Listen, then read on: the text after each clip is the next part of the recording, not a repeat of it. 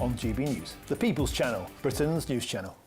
You want to know what's really going on in the corridors of power? Labour don't know what to do with you half the time, and that makes you quite lethal in the chamber. Get behind the headlines with Chopper's political podcast. Join me, Christopher Hope, as I sit down with the great and the good of British politics. We'll see where this ruling takes us. These are the stories shaping our nation. Chopper's political podcast, available now on all platforms. Listen in and stay ahead. Westminster's full of talk, but out here, it's the real world. Am I allowed to talk then? No, that's it. This is where it matters, real people and real lives. That's what politics is all about. In fact, has Trump made a good start? No. Straight answers, no spin, and just a couple of pints. How many fingers have I got up? About 10. So join me for Lee Anderson's Real World every Friday at 7 p.m, only on GB News. The People's Channel, Britain's news channel. Decisions made in Washington aren't just shaping America, they're shaping Britain too. From migration to global security, from crime to health. Whatever happens in the White House today will be felt in your town or city tomorrow. That's why The Late Show is live from Washington, D.C. Cutting through the politics to show you what it all means for Britain. The Late Show live every night at midnight. Only on GB News, Britain's news channel. We love Great Britain. We love its history, its culture and its tradition, and that's why we're so proud to be part of GB News. You look genuinely emotional. Oh, come here. GB News does pay attention to those who are ignored by the mainstream media. The majority of this country whose forefathers fought and died to maintain liberty, to fight for freedom of speech. The rule of law, the rights of property and democracy. This is the heritage that our country should be so proud of. Which of course includes our Christian heritage. There's been a huge resurgence in the number of people going to church. Perhaps they're not finding what they're looking for, and they're looking for something a bit deeper, a bit more truthful, a bit more akin to Britain's Christian heritage. That's right, get ready, because the most exciting night in general election history starts now!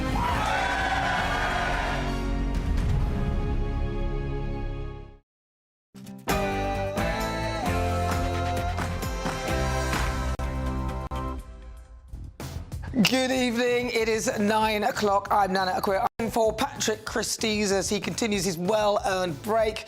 But coming up, breaking news tonight. A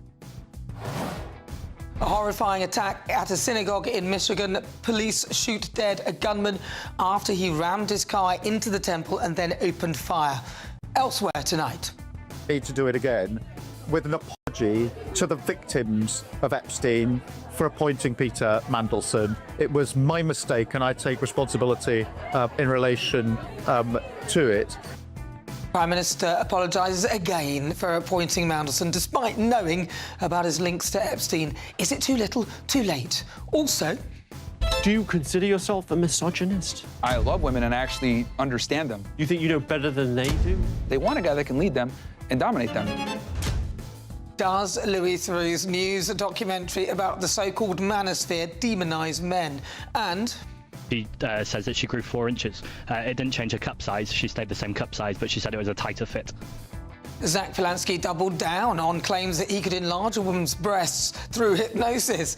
Also, a shock investigation finds that Islamic State wives are receiving public donations to help them pay for rent, food and clothing. On my panel tonight, journalist and broadcaster Linda Dewberry, Conservative peer Lord Bailey and former Labour advisor Matthew Laza. Oh, and her son might have just won at Cheltenham, but this mum's only got one thing on her mind. You were saying, though, the result of this win might mean that he gets what going forward? Girlfriend. Your Thursday night starts here, but first, your latest news headlines with Sam Francis.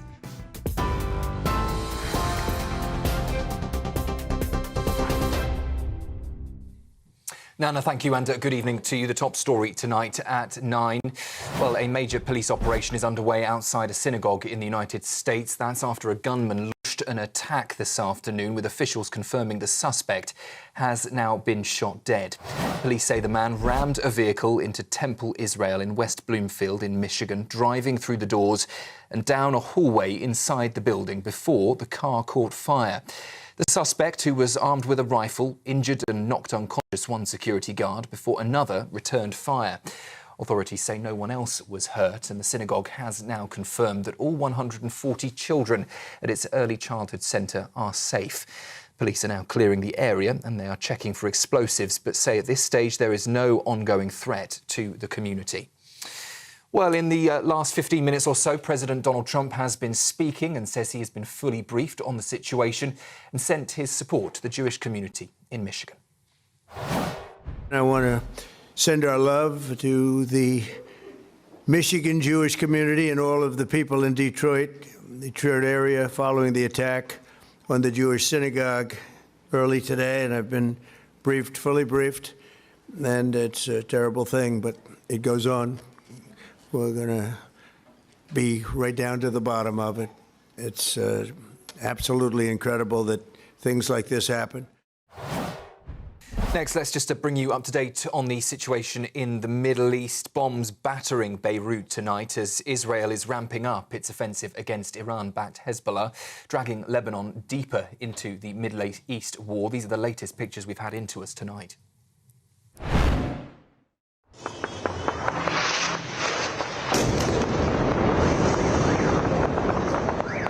Well, as you can see there, Israel has pounded Lebanon's southeast and the Hezbollah-controlled southern suburbs of Beirut daily since the 2nd of March, killing an estimated 700 people, according to Lebanese officials. And these are the scenes live over Beirut's skyline tonight, where Israel has also just ordered mass evacuations, prompting more than 800,000 people to begin fleeing their homes. Well, the strikes come as tensions are escalating across the wider region. Today, more cargo ships were attacked in the Gulf. 2 tankers were struck near Iraq and a container ship near the United Arab Emirates. Iranian forces have claimed responsibility for at least one of the attacks. Oil prices climbed and continued to climb this afternoon, reaching $101 a barrel at peak. That's up around 10%. The rise comes despite 32 countries agreeing to release 400 million barrels of emergency reserves in an effort to calm the global markets. And earlier, Iran's new supreme leader, Mojtaba Khamenei, vowed to keep blocking the Strait of Hormuz, and in a statement on Iranian state television, he promised to avenge the blood of Iranians killed in the conflict. Well, President Donald Trump, though, has said that the United States has already won the war in Iran, though he insists the job still needs to be finished. We have very good news on the war front. Namely, they are absolutely being destroyed. Iran is being absolutely decimated. News here at home, and Sir Keir Starmer has admitted he got it wrong when he appointed Lord Peter Mandelson as Britain's ambassador to Washington. The Prime Minister has now apologised to victims of Jeffrey Epstein after newly released documents showed he was warned that Mandelson's links posed a reputational risk. Government Minister Darren Jones says the due diligence process fell short and weaknesses in the system are now being addressed. But the Conservative leader Kemi Badenoch says that Labour MPs should consider whether Sir Keir Starmer is even fit to run the country. A woman who kept a vulnerable victim captive in her home for 25 years has been jailed today for 13 years. 56-year-old Amanda Wixon forced the woman to shave her hair, beat her if chores weren't done, and made her live off scraps of food. Sentencing at court, the judge said Wixon cruelly and persistently held her captive and crushed her spirit. The victim now requires round-the-clock care, and prosecutors say she'll live with the trauma for the rest of her life. And MPs are launching an inquiry into student loans amid what they call widespread dissatisfaction with the system. The Treasury Committee will examine whether freezing repayment thresholds for graduates in England is fair. It will also look at whether repayment terms are reasonable alongside the wider tax burden faced by graduates. The Department for Education says, though, the policy is designed to protect both taxpayers and students. Those are the latest headlines. I'll be back with you at 10 o'clock. Tune in to GB News Radio wherever you are. Online, on DAB digital radio, on TuneIn, on Radio Player, on Nation Player and on your smart speaker. Just say, play GB News.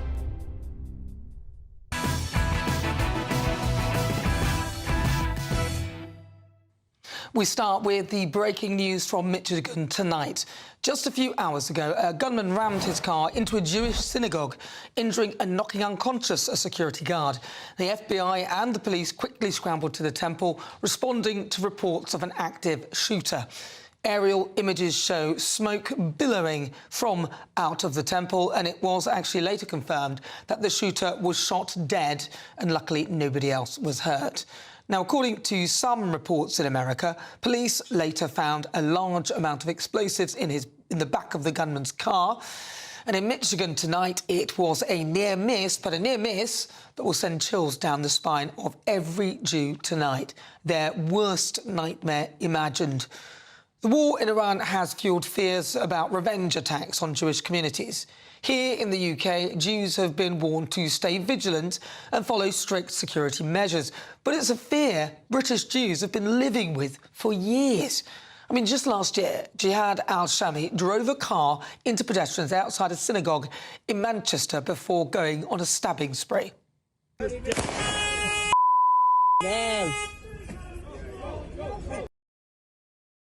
That attack left two worshippers, Adrian Dalby and Melvin Kravitz, dead. Last month, two men were given life sentences for planning a so-called Islamic State-inspired gun attack on a mass gathering of Jews in Manchester. Prosecutors said that the plot would likely have been one of the deadliest terror attacks ever carried out on British soil. Well, before I get the thoughts of my panel, I'm joined now by the Director of Antisemitism Policy Trust, Danny Stone. Danny, now, I was absolutely shocked to find out what Jewish people have been going through for years. In fact, for me, it's the worst sort of racism than anything I've experienced. So what will a lot of Jewish people be thinking after this? Well, first, thank you for having me on. I think people tonight will be extremely concerned. There will be a re-traumatizing of the community in Manchester. You spoke to that attack. But this is now global. You know, we had Bondi Beach. There have been attacks since October the 7th, 2023 on synagogues in Poland, in Russia, in Germany, in France. This is an international anti-Semitism. It is a deadly and increasingly deadly anti-Semitism. And I think people will be looking for reassurance, which I'm happy to give them. In the UK, we do have good, strong security systems, but they will be fearful. And there is some real rationale for being fearful, given the levels of extremism that we're seeing, and so far a failure to get to grips with it. The thing is, though, with this, although it is really focused on Jewish people right now, I think there's a real chance that this could sort of escalate and be something that actually we're all going to be having to look more closely at this, especially with what's going on in Iran. How has that impacted the Jewish community? Yes, well, there's different things in what you've said. Firstly, the threat to Jews here, this is a threat to our democracy, really. The extremist attack on the Heaton Park, the terror attack on the Heaton Park synagogue was an attack on democracy. The British community, the Jewish community is part of Britain, and rightly so. Specifically on the Iranian threat, we saw arrests the other day in northwest London of individuals linked to Iran. There is a specific, tangible threat, state-backed threat from that regime. It is a regime that has proclaimed that it wants to harm Jews. But again, that threat isn't just to the Jewish community. It has a particular view of the world that it wants to enforce.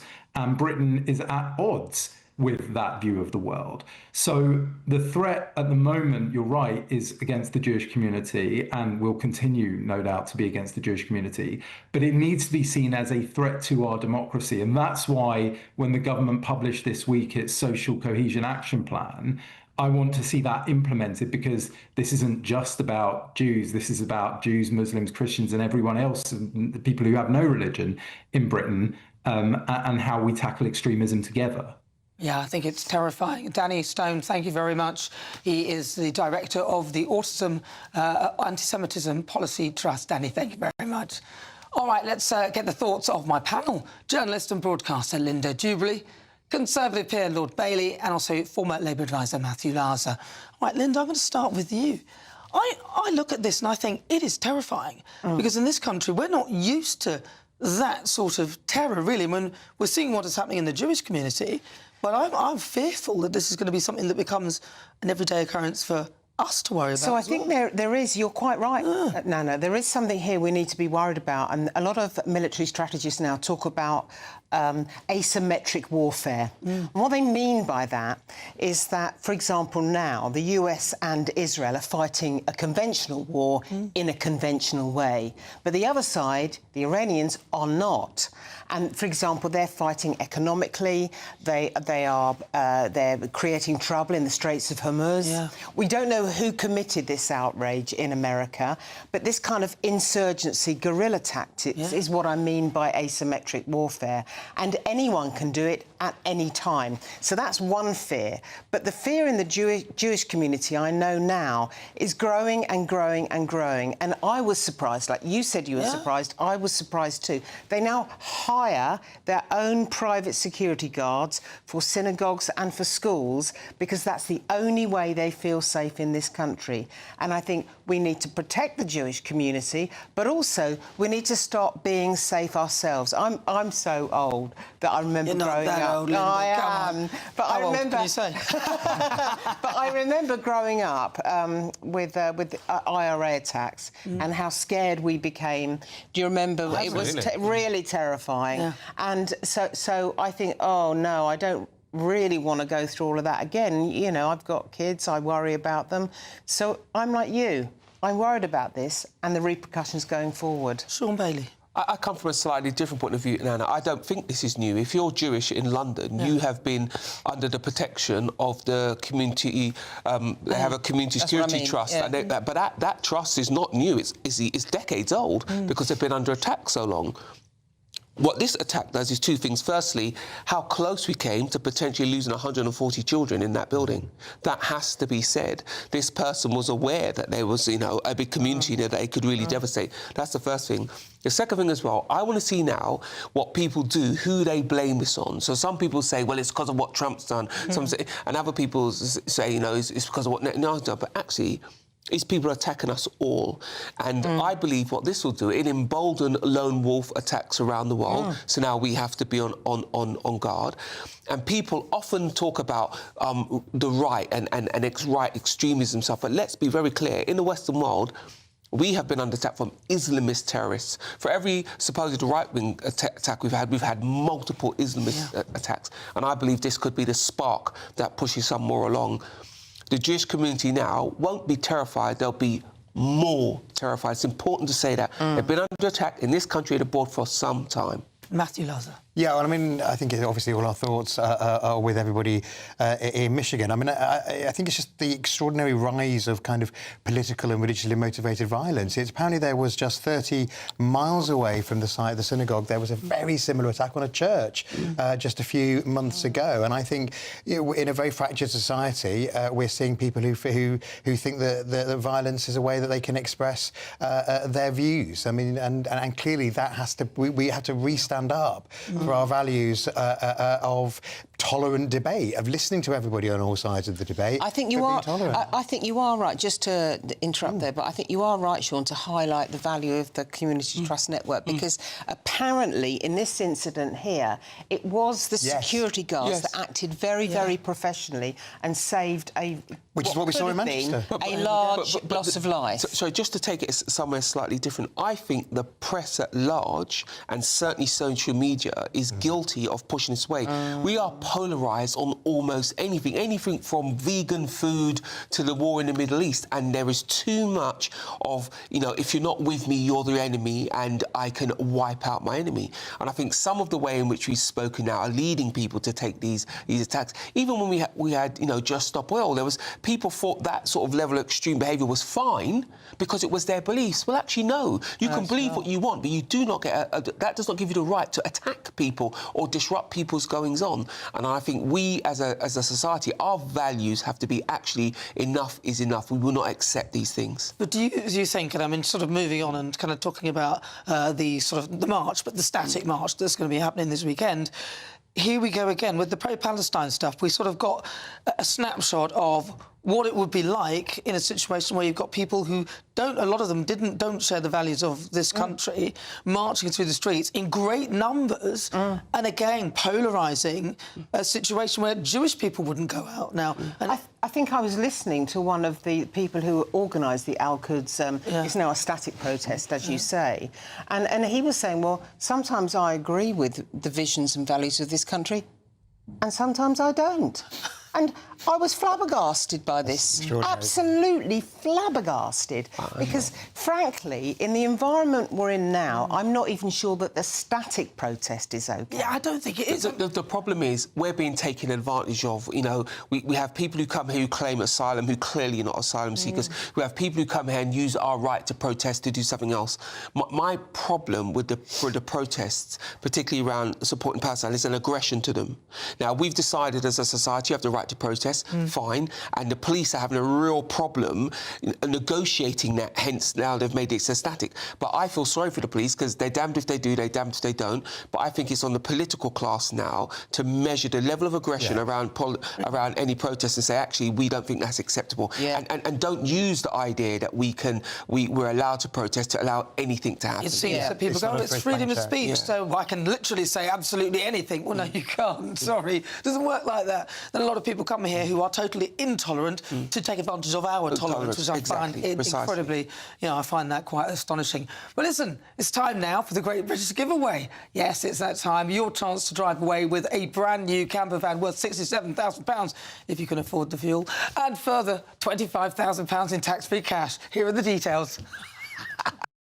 It's a prize package worth over £92,000, and it could be all yours in our very latest Great British Giveaway. There's a totally tax-free £25,000 in cash that you'll be able to spend on anything you like this year. Plus, you'll also get to drive away in a brand new Benevan 122 camper van. Courtesy of Marquis Leisure, this latest 2026 model comes fully loaded with everything you'd expect. You can even drive it on your existing driving licence. Plus, it comfortably sleeps 4 people. Make sure you don't miss out on the biggest prize package of the year so far. For another chance to win a camper van and cash, text prize to 63225. One entry costs £2.50 plus one standard network rate message, or text bonus to 63225. 5 entries cost £5 plus one standard network rate message. Go to gbnews.com/win. Entries start at £2.50. Call 0903 686 3232. Calls cost £2.50 plus your network access charge, or post your name and number to GB20 PO Box 8690 Derby DE1 9TT. Entrance must be 18 or over. Lines close at 4 p.m. on the 1st of May. The winner may be contacted live after all entry routes are closed. Please check the closing time if listening or watching on demand. Good luck. Yes, good luck indeed. I mean, you could always live in it. Right, coming up. Do you consider yourself a misogynist? I love women and actually understand them. You think you know better than they do? They want a guy that can lead them and dominate them. Yes, acclaimed documentary maker Louis Theroux's latest Netflix series, Inside the Manosphere, has left parents terrified by the toxic behaviour and extremist views of the male social media stars featured. But does the documentary demonise men? That is next.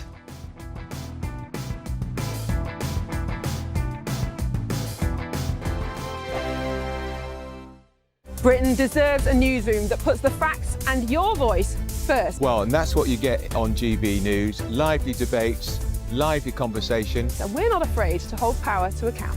And each other. So join me, Andrew Pierce. And me, Miriam Gates, for Britain's Newsroom, weekdays from 9:30 on GB News. Do you trust what you're being told? Good, because neither do I.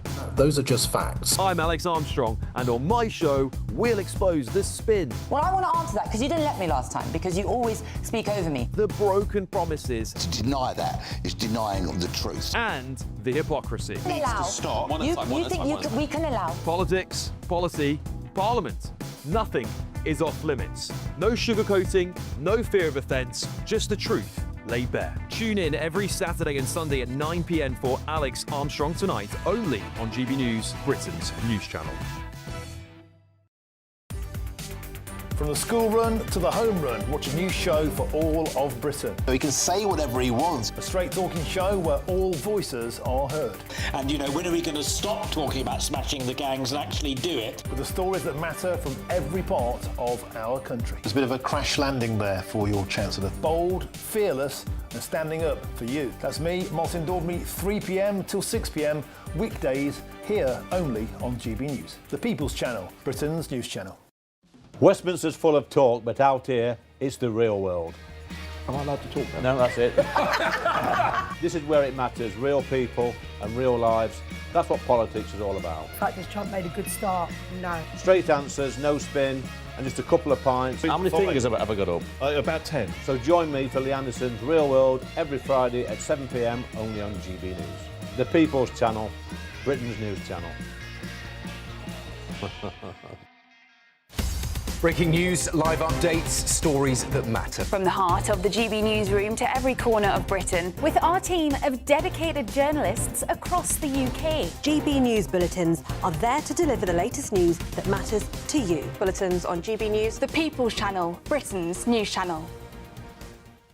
As soon as it hits 11 and the headlines come in, The Late Edition brings you the breaking news from all the front pages. because the news is going to happen. So get a head start today. Patrick Christys tonight, Late Edition. Alex Armstrong tonight, Late Edition. From 11 o'clock every night. Only on GB News, the People's Channel, Britain's news channel.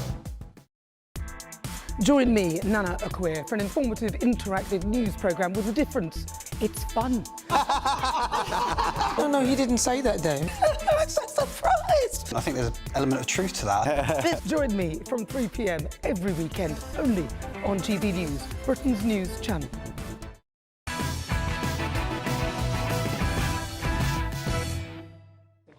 Good evening, this is Patrick Christys tonight with me, Nana Akweer. Excuse me. Now, does Louis Theroux's new documentary about the manosphere demonise all men? It's time now to go head-to-head. Yes, acclaimed documentary maker Louis Theroux's latest Netflix series, Inside the Manosphere, has left parents terrified by the toxic behaviour and extremist views of the male social media stars featured. The term manosphere was recently coined to describe an online world that promotes masculinity and strong opposition to feminism. The mother of my children, she doesn't talk to other men. We don't cross into each other's lane. Stings, huh? You seem upset by it. You seem upset by it. Do you consider yourself a misogynist? I love women and I actually understand them. You think you know better than they do? They want a guy that can lead them and dominate them. Got anything to say to the live, Theroux? Not really. Do you think Satanists are running the world? Absolutely. They talk about misinformation on the internet. This is what they're talking about. So Louis Theroux's latest documentary is not the first TV programme to explore the content young boys are being exposed to online. Netflix Adolescence. I couldn't bear the thought of that. I mean, what an awful thing. Was the kids start wanted it on the curriculum or something? Well, that was last year's smash hit drama about a 13-year-old white boy. Of course, they made sure he was white when they arrested for the murder of his female classmate, while lefty lovies rushed to shower the show in praise. Many critics warned that it unfairly smeared young white boys. I mean, really, I'm sorry. So tonight I'm asking, does Louis Theroux's new documentary about the manosphere demonise all men? Right, going head-to-head is now writer and university student Oliver Dean and the head of communications at the Adam Smith Institute, Joanna Marchong. Right, I'm going to start with you, Oliver. Yeah. What do you think? I think, first and foremost, I don't think there's any debate as to what these men are saying is disgusting, it's misogynistic and it's sexist. That is not up for discussion here. You don't think so? I mean, if you not all the things they're saying are those things. I mean, some of them are, and they do appeal to a certain type of person. No, but I think the solutions that they come up with is where they go wrong. No, so I think everything that they're saying, and when you see the documentary and you see the ghastly things that they're coming out with, that needs to be called out. Yeah, I think it's right that we're calling that out. I think the question that needs to be asked about this situation is that how it paints the online media landscape surrounding men. And I think a lot of parents are coming out of this and are quite worried about what perhaps their teenage boys might be seeing online on social media or on television, anything like that. Now, I would contest that there are a number of positive male influencers. We're seeing a lot of them gain quite a lot of significant traction recently. There's one chap called Jimskin who managed to take Madonna's Into the Groove back from, back from the old days to in the top 20 in the charts. So there's clearly an appetite, I think, from a lot of young men to see positive male influences. But I think this documentary sheds an important light on a very important situation and an important issue. But it kind of almost simplifies the issue of the online landscape for men. And I think that those questions need to be asked. It's probably because it uses quite simple men. Right, Joanna, what do you think? I mean, I think there's no doubt that what Oliver said is true. There are positive influences. Of course there are. What we are talking about is the fact that there are so many of these men out there now on these forums where it's fine for them to be in their tiny communities talking about how they would treat a woman in the most alpha way possible, how, like, misogynistic views, kind of this alpha male thing that is supposed to be attractive.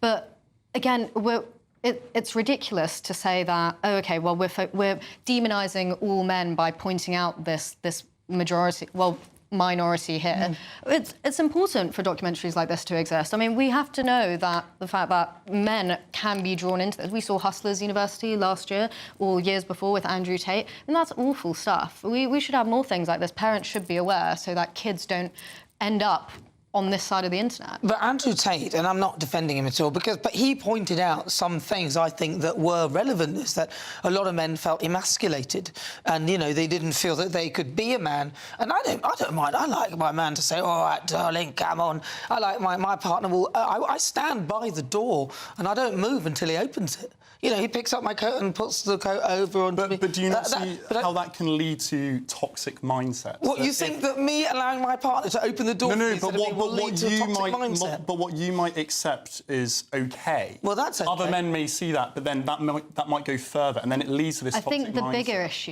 is that, obviously, your husband is doing that because it makes you... I've not married him yet. He's not completely past all he's doing that because obviously he has something to prove to you, and also they're doing it out of love, respect. That's why they're doing it. They've had to learn this. OK, this is what my partner likes, that's why I'm going to do it. Exactly. Whereas these men on the internet are saying, oh yes, I must check all these boxes, I must do all these things. They're actually just wanting society to view them opening the door for a woman or paying for a really expensive meal. That doesn't come from a good place. What is wrong with you? Of course, my partner opening a door for me or paying for the meal. I mean, if I'd met him and he expected me to pay for the meal, I'd climb out of the window of the restaurant, I'm sorry, and he would never see me again. Now, I don't see what the problem of that is. But paying for a meal is one thing. There was one chap in the documentary who said, and I mean, I'm paraphrasing here, but essentially, he's married his wife.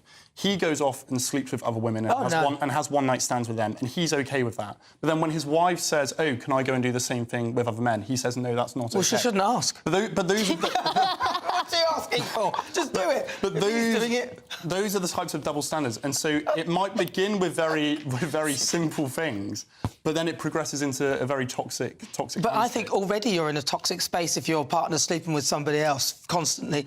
That wouldn't be a relationship that I'd be putting myself But that doesn't make this type No, of but dynamic the one thing, just to, we don't have to, people prefer whatever they want to prefer. The main argument here is that there are these secret channels, there are these forums where people are getting together, these men, these highly susceptible men, are getting together, getting advice from other men that have no clue as to what women or society want.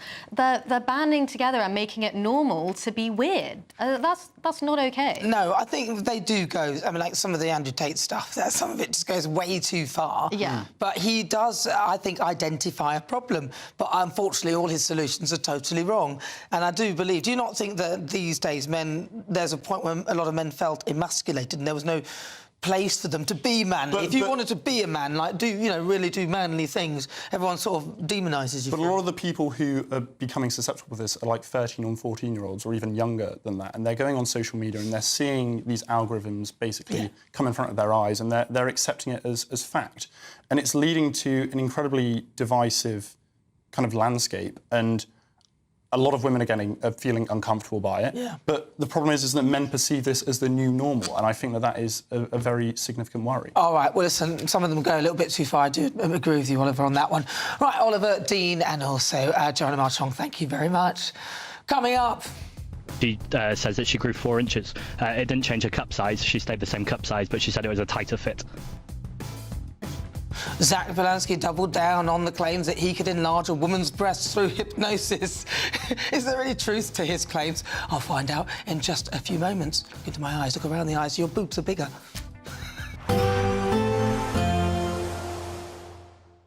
Be nice to escape the grey. Clear skies, here we come. As clear as our travel insurance. All Clear Travel Insurance sponsors GB News Travel Destinations Forecast.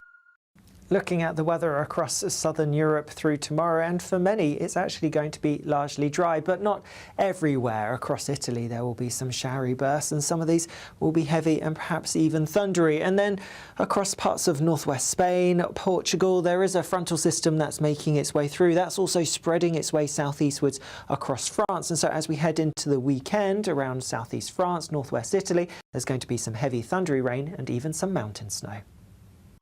All Clear Travel Insurance sponsors GB News Travel Destinations Forecast. Hello again. Wind and rain will clear overnight, followed by colder air from the north-northwest, with a mix of rain, hail and even some snow showers by dawn. Now we've got low pressure, a deep low over Iceland, and that's pushing this active cold front through. It's bringing a spell of heavy rain to many parts of central and southern UK during the evening. It then clears after several hours of wet and windy weather, but following on, colder winds blow in, frequent showers across Scotland and Northern Ireland in particular, but some showers reaching Western England and Wales. A much colder feel to begin Friday. Enough of a breeze to prevent a widespread frost, but there will be some snow in places, most especially central Scotland, where above 350 metres, there's the risk of 10 centimetres of snow by dawn. Could cause some disruption, hence the snow and ice warning. At lower levels, a patchy centimetre or two possible early Friday because of these frequent showers coming in. And these showers across many northern and western parts of the UK will bring a real mixture of rain, hail and even some snow, although any lying snow tending to be restricted, like I say, to northern hills, especially as we go through the day on Friday and it warms up ever so slightly.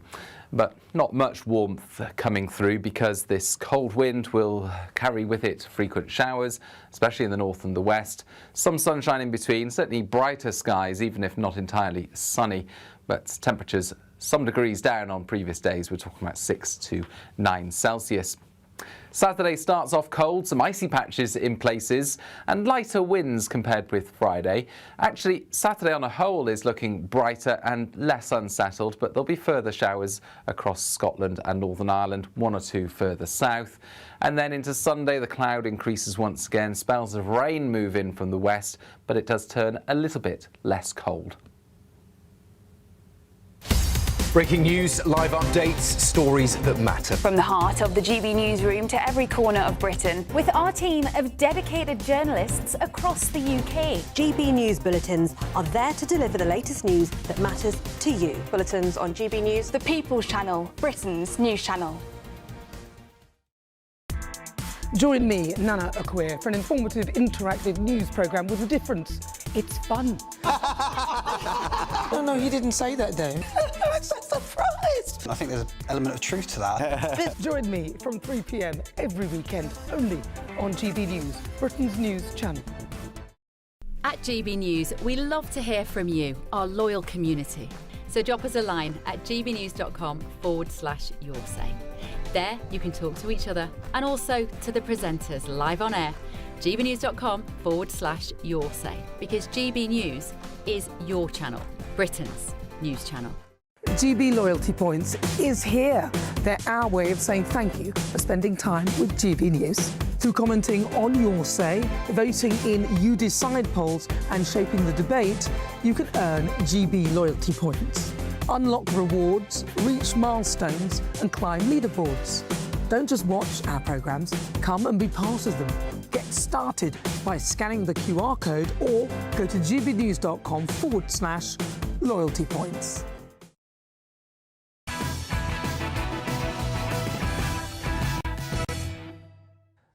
Welcome back to Patrick Christys tonight with me, Nana Aquare, and Green Party leader Zach Polanski. He's facing renewed criticism over his 2013 claims that hypnotherapy could increase a woman's breast size, after a newly uncovered interview from the same time shows doubling down on this claim. In 2013, Zach Polanski, who worked as a hypnotherapist before entering politics, gave an undercover reporter at The Sun a session at his practice where he offered to enlarge her breast size, a claim that he later apologised for, saying that he'd been misrepresented. But this newly uncovered interview shows him standing by the claim just 6 days after the article was published. A client came to see me who was a journalist, and we had a successful project. We've done it a couple of times, and there seems to be no shift, but actually increasingly more and more as I work with people, there's starting to become anecdotal evidence, at least, of growth in breast size. Yes, actually, with her breast size in the Sun article, she says that she grew 4 inches. It didn't change her cup size; she stayed the same cup size, but she said it was a tighter fit. So they actually grew? Yep. God. Right, joining me now is plastic surgeon Alex Christys. Alex, welcome to the programme. Alex, have you ever heard of someone being able to or seen anyone who's had their breasts made larger by hypnosis? Well, no, frankly. I don't think there's any medical sort of treatment that's been acknowledged that will actually enlarge your breast through hypnosis. Now, of course, that's not to say that maybe through the power of suggestion, perhaps that person is convinced that their breasts have become larger or whatever. I only wish you could apply it to the other parts of the body, like the nose or the face. Make your nose feel or look smaller or bigger, whatever you'd want to. But no, frankly, it's quite hilarious. Yeah, because he said they grew 4 inches, but they didn't change the cup size. Now that's quite a claim. 4 inches is quite a lot. Would you need a bigger cup size for 4 inch bigger breasts? I would have thought so. I mean, 4 inches is quite substantial. And to say that they're just, feeling a bit more snug in my bra, I think is probably not cutting it, really. Yeah, he called it anecdotal evidence, but then, of course, that's the only evidence you can really have for something like this. What do you think when you hear people saying stuff like this? Admittedly, it was a long time ago, and he has kind of acknowledged that what he was saying was nonsense, but then a short while after said the thing that you heard there. What do you think that... How do you think that affects people when you've got people like this saying stuff like that?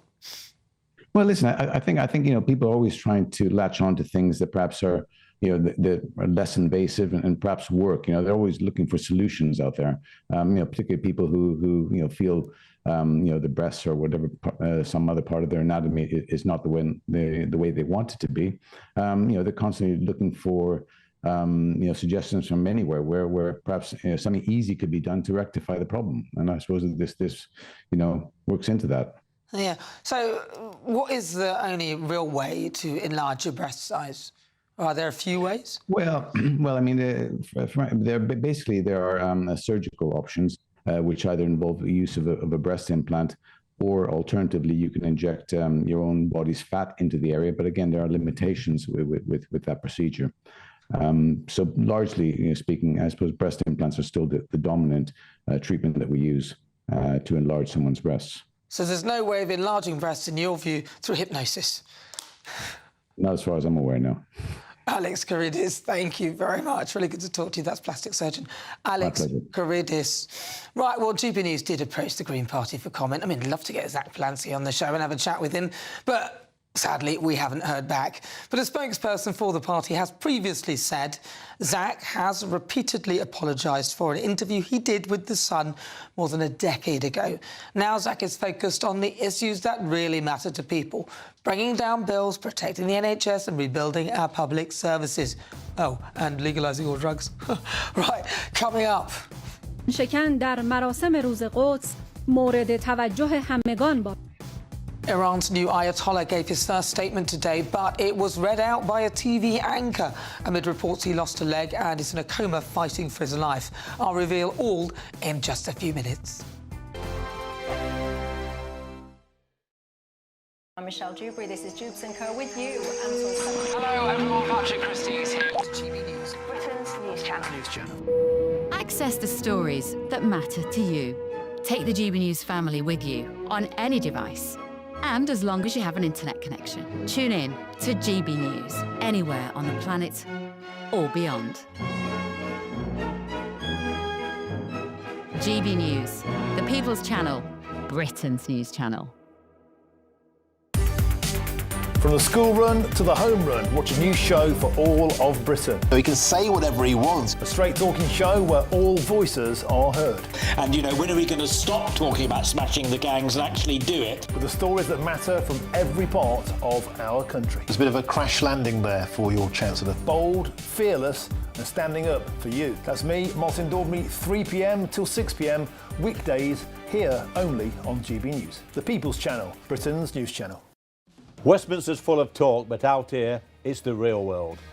Am I allowed to talk then? No, that's it. This is where it matters, real people and real lives. That's what politics is all about. The fact is Trump made a good start, no. Straight answers, no spin, and just a couple of pints. How many fingers have I got up? About 10. So join me for Lee Anderson's Real World every Friday at 7 p.m, only on GB News. The People's Channel, Britain's news channel. Westminster, the ultimate clique. And you're fighting like rats in a sack. But here on the Camilla Tominey Show, we ask the questions the establishment media is too scared to ask. OK, let me ask you a straight question, because I know you're a straight-talking politician. Whether it's net zero, illegal immigration or law and order, nothing is off-limits. You had the power then.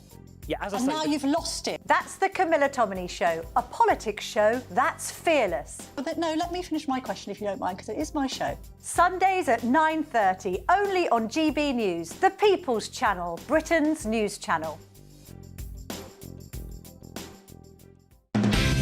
Decisions made in Washington aren't just shaping America, they're shaping Britain too.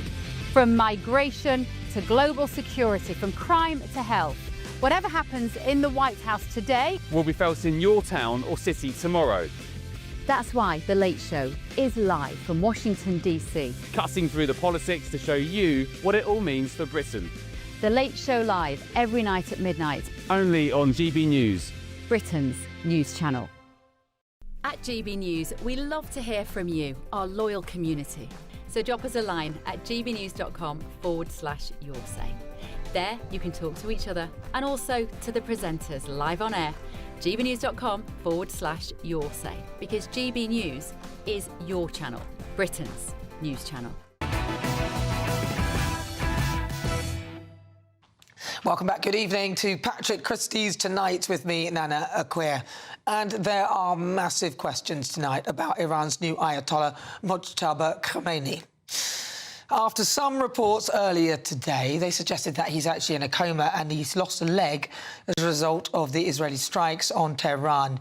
He was appointed supreme leader after the death of his father last week, and he's yet to be seen in public. Now, the new Ayatollah did, however, issue his first statement this afternoon, but instead of appearing himself, the message was read on Iranian state TV by a news anchor. And in the statement, Khomeini threatened new attacks on US bases and warned that Iran will avenge the blood of martyrs. He also declared that Iran will continue blocking the Strait of Hormuz, one of the world's most strategically important shipping routes. Well, I'm joined now by author and CEO of Pangea Geopolitical Risk, Samuel Ramani. Samuel, is he alive, do you think? Well, I think he's probably alive, but there's doubts about the state of his health. I mean, there's some reports from Reuters that say he was lightly injured in the strike that killed his mother and father. And there's others who say that it's much more severe, like he's lost the use of at least one of his legs and may even be comatose and therefore handing over power to the Islamic Revolutionary Guard Corps to call the shots. Yeah, so how organised? Just say, like, OK, so you've cut off the head of the snake, but it's like Medusa, loads of other heads are going to come along. How organised are the IRGC? Well, this is exactly what Trump underestimated. He figured that if you assassinate Ayatollah Khamenei, the Islamic Republic will fall, or the regime could be co-opted like they did in Venezuela. But that didn't work, right? This is a multi-layered system. With clerics, you've got IRGC generals, you've got various other hardline politicians like Larijani and Kalibaf who are in the wings and running things. And now I fear that the full control over the Iranian state has gone to the IRGC. And they're very unpredictable and they're very dangerous. And they've actually expanded this war much further in terms of parameters than even the Iranians used to do in the past, where they operated under certain thresholds. Yeah. Striking Azerbaijan, striking Cyprus, striking Turkey. This is worrisome. Yeah, you see what we've got on the screen now are live pictures of Beirut. Keep your eyes on what's going on there. But listen, I think that what it is Donald Trump did not anticipate or doesn't think in the way that the IRGC thinks. So he didn't really... I think it's a kind of Western way of thinking that we don't really understand the mindset. And this is a very terrifying, organised, controlled mindset with, you know, they've been playing this sort of chess game in their minds for quite some time. Exactly, yeah. I mean, the most important thing to remember is that the U.S. and Israel have now framed victory in Iran to be regime change. And whereas the Iranians just win simply by surviving. And when you're in survival mentality, you basically are like a cornered rat. You'll basically lash out and do whatever you can. Yeah. You've got nothing to lose. And that's why they're attacking the Strait of Hormuz. That's why they're attacking the Gulf countries, even countries like Oman, which are actually trying to de-escalate and prevent this war. It's totally a different way of thinking. The thing that they also miscalculated about the protests was just how brutal the Iranian regime was. Yeah. They saw the protests, okay, they think the Islamic Republic is weak, it's teetering. They didn't think about the fact that the Iranians regime killed 30,000 people right before this. And it just shows how much of a tolerance for suffering and how much of a tolerance for destruction that they have that the U.S. does not have anything close to. And also, whereas in the Iranian regime, you die, you're a martyr, this is actually the aim at the end. In the Americans' mind, you don't want to die.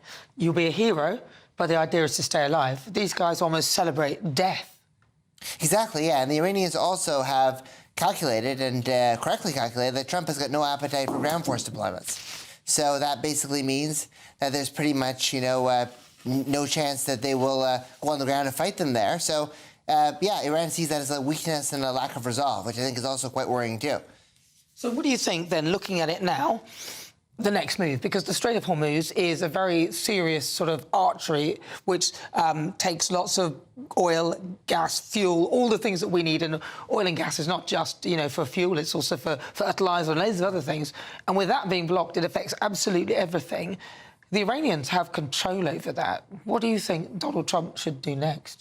Well, absolutely. I mean, the Iranian strategy now is basically to increase the economic pain to the U.S. and its allies to such an prohibitive point that they have to back off. Yeah. It has to be like effectively America's Suez, right? Where you go in with a big mission and then you end up having to withdraw because the economic costs have become too high. Yeah. So they're attacking the Strait of Hormuz. They're probably going to mobilize the Yemeni Houthis to attack the Bab el-Mandeb Strait and the Red Sea. They're already attacking the UAE's only other alternative, which is Fujairah, and the oil storage tanks in Salalah and Duqm in Oman.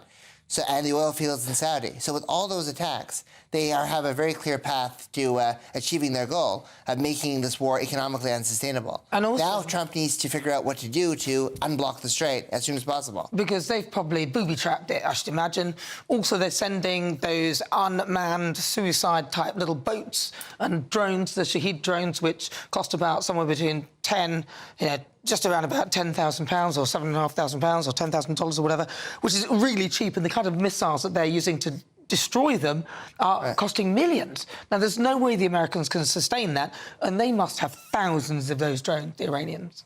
Exactly, yeah. The Iranians have been mass-producing those drones for many years, to the point that we could give thousands of them to Russia to fight their war in Ukraine. So, yeah, they definitely have a cost imbalance there. So urgently, the Americans need to source from their allies drone-to-drone interceptors as well in order to allow for a much cheaper movement. And that's why it's interesting to see Ukrainian technicians and engineers now coming to the Gulf to teach them the lessons that they learned fighting the Iranian drones that the Russians flew over. But you've also got the Russians now apparently assisting Iran, because there is a lot of information that the Iranians would never have been able to get hold of, but somehow they are getting hold of that. So Putin is now assisting Iran. Yeah, there was an article in Al Jazeera today that was talking about the war of signals. And it was interesting because they were talking about how Russia and China are actually providing Iran with the kind of satellite imagery and signals that they need to strike various targets. They may have done this to support the Houthis against maritime ships in the past. The Russians did this, and now they're doing it on a much larger scale. So this is something that's quite significant. And when Trump is talking to Vladimir Putin, Putin is saying that he's wanting to de-escalate this war. But in reality, he is contributing and enabling it and also benefiting from it with much higher oil prices and the removal of sanctions on India. And for the first time in 10 years, China is actually buying Russian oil at premium prices and not at a discount. Oh, God, you know, it's really a mess. I don't know what Donald Trump was thinking. I do agree that something had to happen to help the Iranian people. But what do? You can't allow or just watch thousands and thousands of people being massacred and not intervene in some way. Right, exactly. I mean, the moment to have probably intervened would have been back in January, right, when the people were being massacred. I think that Trump may have had the inclination to actually do it, but the big problem was logistics. Yeah. All of the Gulf countries believed that the collapse of the Islamic Republic could actually be more dangerous than having it there. Yeah. So nobody wanted to give use of their bases, right?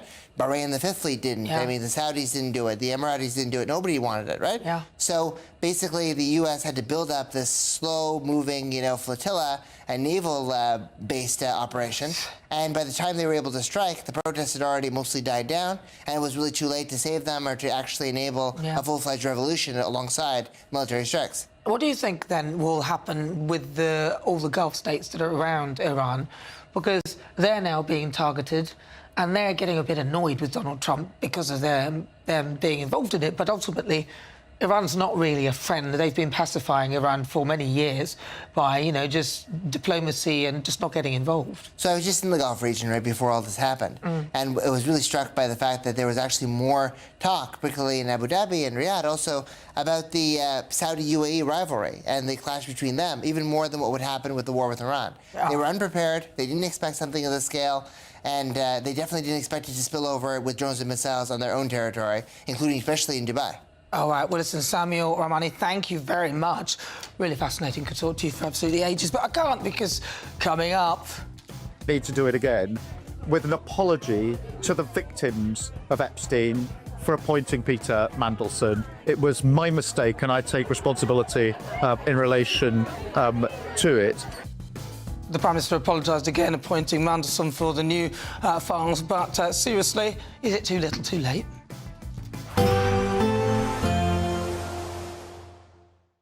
Expect warm spells with the odd rude interruption. Box Boilers sponsors the weather on GB News. Hello again. Wind and rain will clear overnight, followed by colder air from the north-northwest, with a mix of rain, hail and even some snow showers by dawn. Now we've got low pressure, a deep low over Iceland, and that's pushing this active cold front through. It's bringing a spell of heavy rain to many parts of central and southern UK during the evening. It then clears after several hours of wet and windy weather, but following on, colder winds blow in, frequent showers across Scotland and Northern Ireland in particular, but some showers reaching Western England and Wales. A much colder feel to begin Friday. Enough of a breeze to prevent a widespread frost, but there will be some snow in places, most especially central Scotland, where above 350 metres, there's the risk of 10 centimetres of snow by dawn. Could cause some disruption, hence the snow and ice warning. At lower levels, a patchy centimetre or two possible early Friday because of these frequent showers coming in. And these showers across many northern and western parts of the UK will bring a real mixture of rain, hail and even some snow, although any lying snow tending to be restricted, like I say, to northern hills, especially as we go through the day on Friday and it warms up ever so slightly. But not much warmth coming through because this cold wind will carry with it frequent showers, especially in the north and the west. Some sunshine in between, certainly brighter skies, even if not entirely sunny. But temperatures some degrees down on previous days. We're talking about 6 to 9 Celsius. Saturday starts off cold, some icy patches in places and lighter winds compared with Friday. Actually, Saturday on a whole is looking brighter and less unsettled, but there'll be further showers across Scotland and Northern Ireland, one or two further south. And then into Sunday, the cloud increases once again. Spells of rain move in from the west, but it does turn a little bit less cold. Expect warm spells with the odd rude interruption. Box Boilers sponsors the weather on GB News. Exciting news. Every Friday, my Patrick Christys Tonight Show is going to have a twist to it. We're welcoming some special guests. You. That's right, on Fridays I'm going to be doing my show in front of a live studio audience because this show is about you and what you have to say. It's going to be the same big debates, same big topics, same big opinions. But every Friday night at 9 p.m, you are invited to come on down to Patrick Christys Tonight to be a part of the action. Only on GB News, the People's Channel, Britain's news channel. Everything you need to enjoy a super summer could be on us this year, as you could drive away with this very latest Benivan 4-berth camper van. This camper van is fully equipped with its own kitchen, bathroom, dinette and plenty of storage. We'll also get your summer sorted with a further £25,000 in tax-free cash that you could spend however you like. For another chance to win a camper van and cash, text prize to 63225. One entry costs £2.50 plus one standard network rate message, or text bonus to 63225. 5 entries cost £5 plus one standard network rate message. Go to gbnews.com/win. Entries start at £2.50. Call 0903 686 3232. Calls cost £2.50 plus your network access charge, or post your name and number to GB20 PO Box 8690 Derby DE1 9TT. Entrance must be 18 or over. Lines close at 4 p.m. on the 1st of May. Please check the closing time if listening or watching on demand. Good luck! From the school run to the home run, watch a new show for all of Britain. He can say whatever he wants. A straight-talking show where all voices are heard. And, you know, when are we going to stop talking about smashing the gangs and actually do it? With the stories that matter from every part of our country. There's a bit of a crash landing there for your Chancellor. Bold, fearless and standing up for you. That's me, Martin Daubney, 3 p.m. till 6 p.m, weekdays, here only on GB News. The People's Channel, Britain's news channel. Join me, Nana Akweer, for an informative, interactive news programme with a difference. It's fun. No, he didn't say that, Dave. I'm so surprised. I think there's an element of truth to that. Join me from 3 p.m. every weekend, only on GB News, Britain's news channel. Westminster's full of talk, but out here, it's the real world. Am I allowed to talk No, now? that's it. This is where it matters, real people and real lives. That's what politics is all about. The fact has Trump made a good start? No. Straight answers, no spin, and just a couple of pints. How many fingers have I got up? About 10. So join me for Lee Anderson's Real World every Friday at 7 p.m, only on GB News. The People's Channel, Britain's news channel. Westminster, the ultimate clique. And you're fighting like rats in a sack. But here on the Camilla Tominey Show, we ask the questions the establishment media is too scared to ask. OK, let me ask you a straight question, because I know you're a straight-talking politician. Whether it's net zero, illegal immigration or law and order, nothing is off limits. You had the power then. Yeah, as I And say, now you've lost it. That's the Camilla Tominey Show, a politics show that's fearless. But no, let me finish my question if you don't mind, because it is my show. Sundays at 9:30, only on GB News, the People's Channel, Britain's news channel.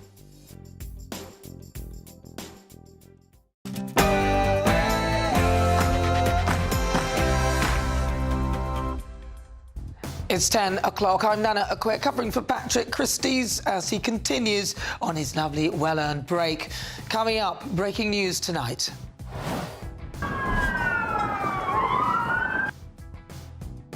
Horrifying attack at a synagogue in Michigan. Police shoot dead a gunman after he rammed his car into the temple and then opened fire. Elsewhere tonight... Need to do it again with an apology to the victims of Epstein for appointing Peter Mandelson. It was my mistake and I take responsibility in relation to it. The Prime Minister apologises again for appointing Peter Mandelson despite knowing about his links to Epstein. Is it too little, too late?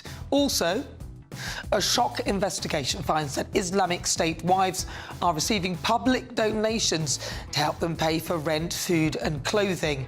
I'll have all of tomorrow's newspapers and breaking news on the front page of The Eye. The UK military is preparing to defend tankers in the Middle East. Are we about to be dragged into the war?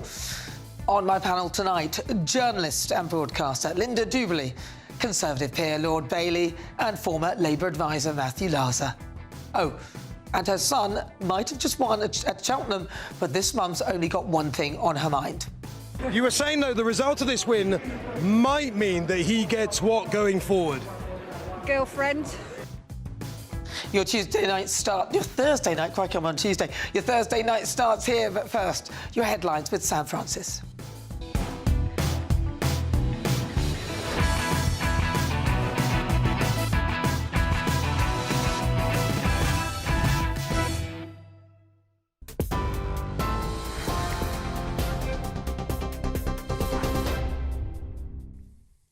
Nana, thank you, and a very good evening to you. The top story tonight at 10. Well, bombs are continuing to batter Beirut tonight as Israel is ramping up its offensive against the Iran-backed group Hezbollah, dragging Lebanon deeper into the Middle East war. In the last few hours, we've seen dramatic pictures across the Beirut skyline. Let's take a look.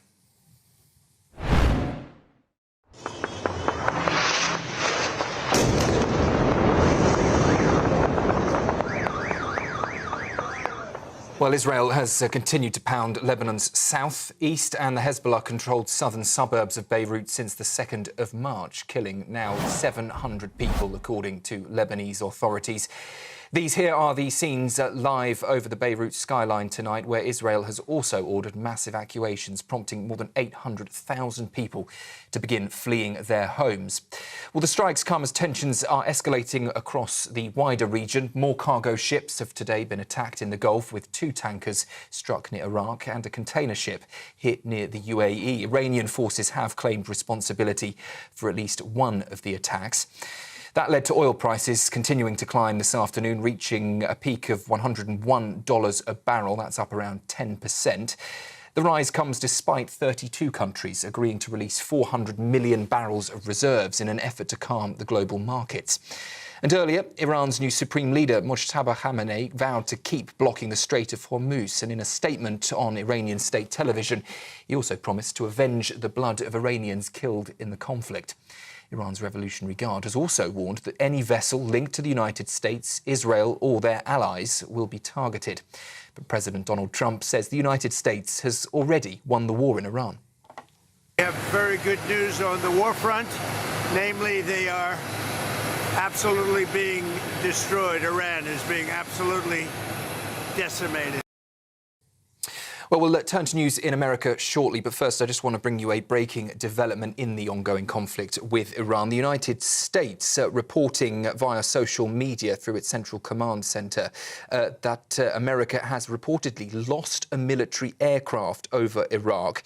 US Central Command saying a KC-135 refuelling plane went down in western Iraq during ongoing operations. 2 aircraft reportedly involved in that incident, one landing safely while the other was lost. The military says rescue efforts, though, are now underway, stressing that the aircraft was not brought down by hostile fire or friendly fire at this stage. But as I say, that search underway for that missing military aircraft over Iraq. Turning to news in Michigan, though, and a major police operation is underway outside a synagogue there after a gunman launched an attack, with officials confirming the suspect has now been shot dead. Police say the man rammed a vehicle into Temple Israel in West Bloomfield in the city, driving through the doors, and went down a hallway inside the building before the car caught fire. The suspect, who was armed with a rifle, injured and knocked unconscious one security guard before another guard returned fire. Authorities say no one else was hurt, and the synagogue has confirmed that all 140 children in its early childhood centre are safe.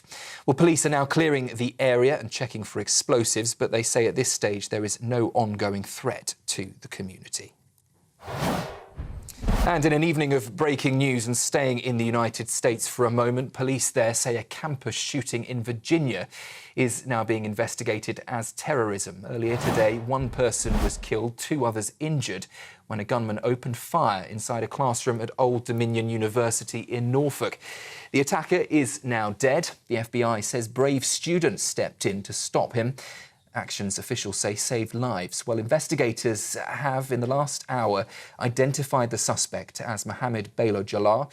Police say he was a former member of the National Guard in the United States and previously served time in prison for attempting to support the Islamic State. Officials, though, say the motive for this shooting remains under investigation. Those are the latest headlines for now. I'll be back with more potentially breaking news, who knows, in an hour.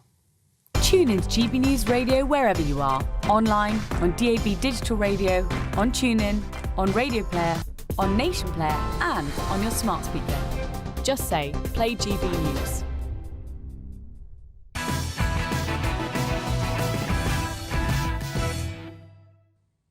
Remember this.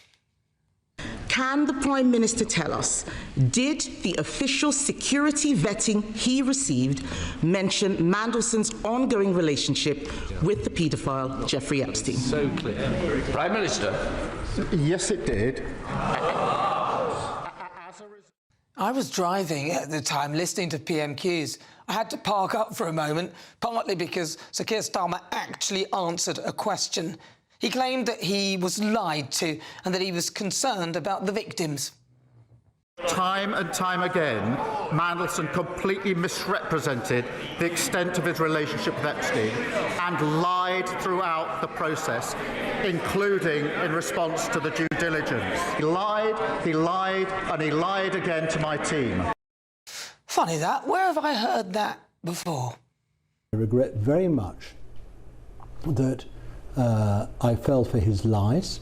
I fell and accepted assurances that he had given me about his indictment, his original criminal case in Florida. Like very many people, I took at face value what he said.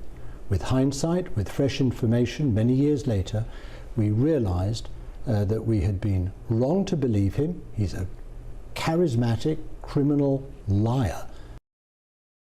Well, that's all right then. Darren Jones, Chief Secretary to the Prime Minister, the man who clearly lives in an alternate reality when he claimed that dinghies were full of women, babies and girls. And when you see that the majority of the people in these boats are children, babies and women who have been... No, they're not. No, they're not. No, you have got to take... No, look, I get this is... North of 90% of them are adult men. Let me be... No. Darren told us yesterday, after seeing the report, that...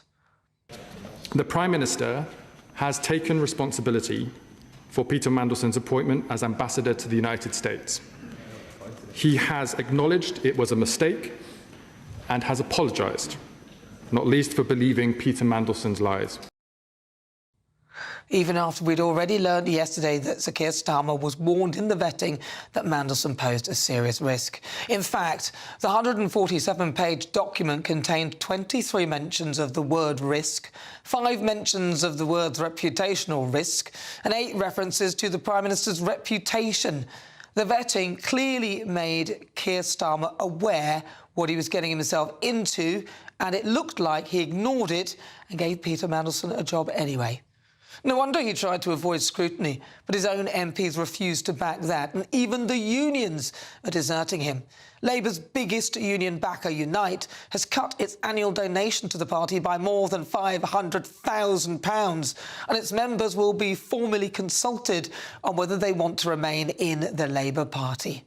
Finally, our Prime Minister Sir Keir Starmer has said sorry and that it is his fault.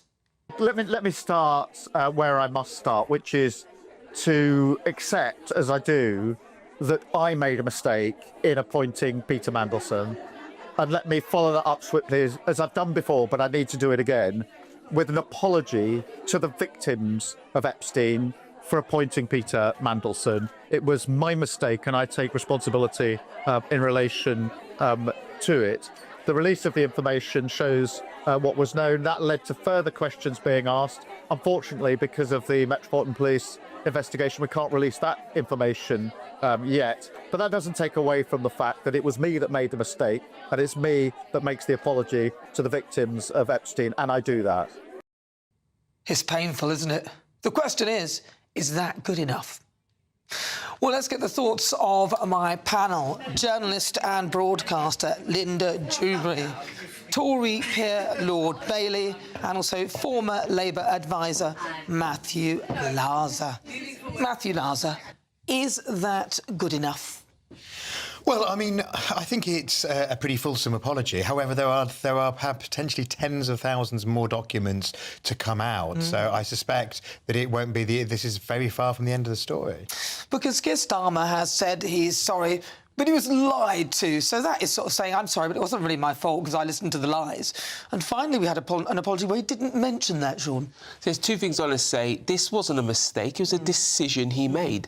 And we don't need any more documents. Those documents have multiple references to the risk that the Prime Minister was taking, and he decided to ignore the advice. I remember, I think I heard Yvette Cooper say he was called the Prince of Darkness. Like, where's the mystery here? Where is the mystery? The point is, the Prime Minister has done one good thing, I would say, and he's admitted he's wrong. Because his first apology, he apologised for things that other people had done.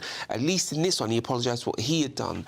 And the last thing I'll say as well, he keeps bringing up the victims. And to me, and other people have to draw their own conclusions, it feels like he's using them. He's kind of hiding behind them. Because if you mention Epstein victims, our mind immediately goes to their welfare. And I think he's trying to use that to sidestep his colossal mistake in judgment. Linda, why do you think that he thought that Peter Mandelson would be a good appointment? Well, that's the question everyone really wants a specific answer to. And I think it must be because he thinks that Peter Mandelson was the only person that could properly facilitate some kind of advantageous relationship with Donald Trump. Because let's face it, the incumbent in what is the most precious and senior diplomatic role we have in the United Kingdom, the woman who was there in DC, was very accomplished, she was talented, and she was liked by the administration in general and Trump in particular. So there must have been a reason why Keir Starmer wanted his man in post.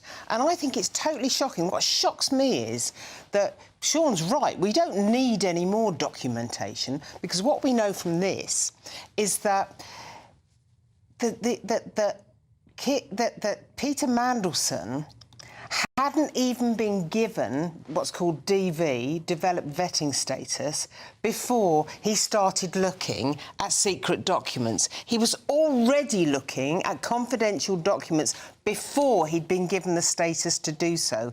And that should never, ever happen. I think that's outrageous. Plus, Jonathan Powell, the National Security Advisor, recommended Mandelson to Keir Starmer.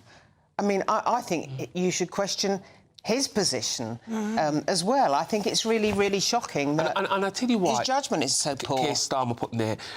Keir Starmer now, for me, has a reputation of being a bit of a bumbling idiot, not knowing which way he's going, constantly U-turning. But I tell you the thing that Keir Starmer has been very good at, I think, is putting his people in places of influence. That's the reason. People in front of him, in the wheels of the bus before he goes on. He definitely puts people under the bus because he tried to blame the vetting system, which turns out the vetting system is pretty good. It works. Yeah, but when you pay attention to it. He didn't look at it, did he? But the point I'm trying to make here, Keir Starmer has been very good at putting his people in places of influence.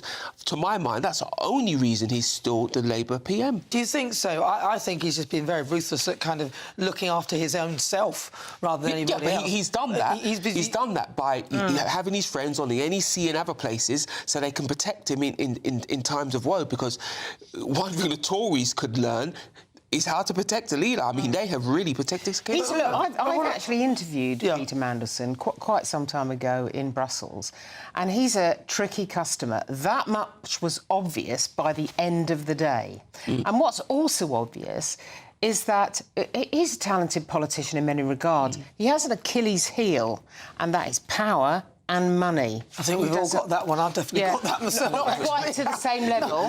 Not at the expense of absolutely anything else, including my integrity, which, Matthew, they said that they had. The Labour Party talked about integrity, the grown-ups are back in the room. Oh, no more sleaze, the chaos and division and all the things. I've got lists of words that Keir Starmer has used to describe the Tory party as how awful they were, and they were awful, by the way. But these guys have managed to do what the Tories achieved in 14 years in less than 2. Well, I mean, I think the problem is the government is giving all too much evidence for that belief. I mean, clearly, I think Linda's right. I mean, actually, Keir was never a particular friend of Peter Mandelson. Keir came to politics quite late, and he did it not to give him a job as his mate, but he did it because he thought that he would be the Trump whisperer, and that it needed that to do it. Now, I thought at the time that Peter carries a lot of baggage, which is frankly what Well, he was sacked before. Absolutely, and he Twice. But and he's not an uncontroversial figure, and I think you had to be pretty convinced that one would outweigh the other, and it would obviously have been wiser, even if it wasn't for the Epstein thing, which obviously does add a huge extra layer to it. In retrospect, to have proceeded with a good deal more caution. And as you saw there, the Prime Minister is going to pay the price because he has made that apology directly. So even if he carries on, he will always have that on him. If you judge Keir Starmer by the standards in which he laid out before he became Prime Minister, he should be gone. Absolutely. The one thing I will say, though, I can understand why Keir Starmer might have thought Peter Mandelson could be a Trump whisperer. I really can't. Because he's an astute man, and there just maybe some similarities. Yeah, but you've got to think. I mean, I can't see that because if I had a friend who was really, really amazing at a job, but they were friends with a paedophile. No. I wouldn't be. You're conflating two things. I'm not saying that. Yeah. Should he have appointed him? No, of course he shouldn't, because of that relationship, and the paperwork demonstrated that. But from a purely skilled politician point of view, Mandelson has some merit. I'm afraid there's some things that you'll be completely discounted because of, and that is I agree with that to a part. paedophile. I agree with That's that not part. going to do it for me. Don't care how good you are, you're not that good. You're right. But again, what the you paper are not works good at in it. is finding good relationships with decent people around you if you're prepared to be associated with something like that. I go back to what I'm sure it was Eva Cooper who said, look, he's called the Prince of Darkness for a reason. Yeah, well. And he's a risky personality. He was always a risky personality.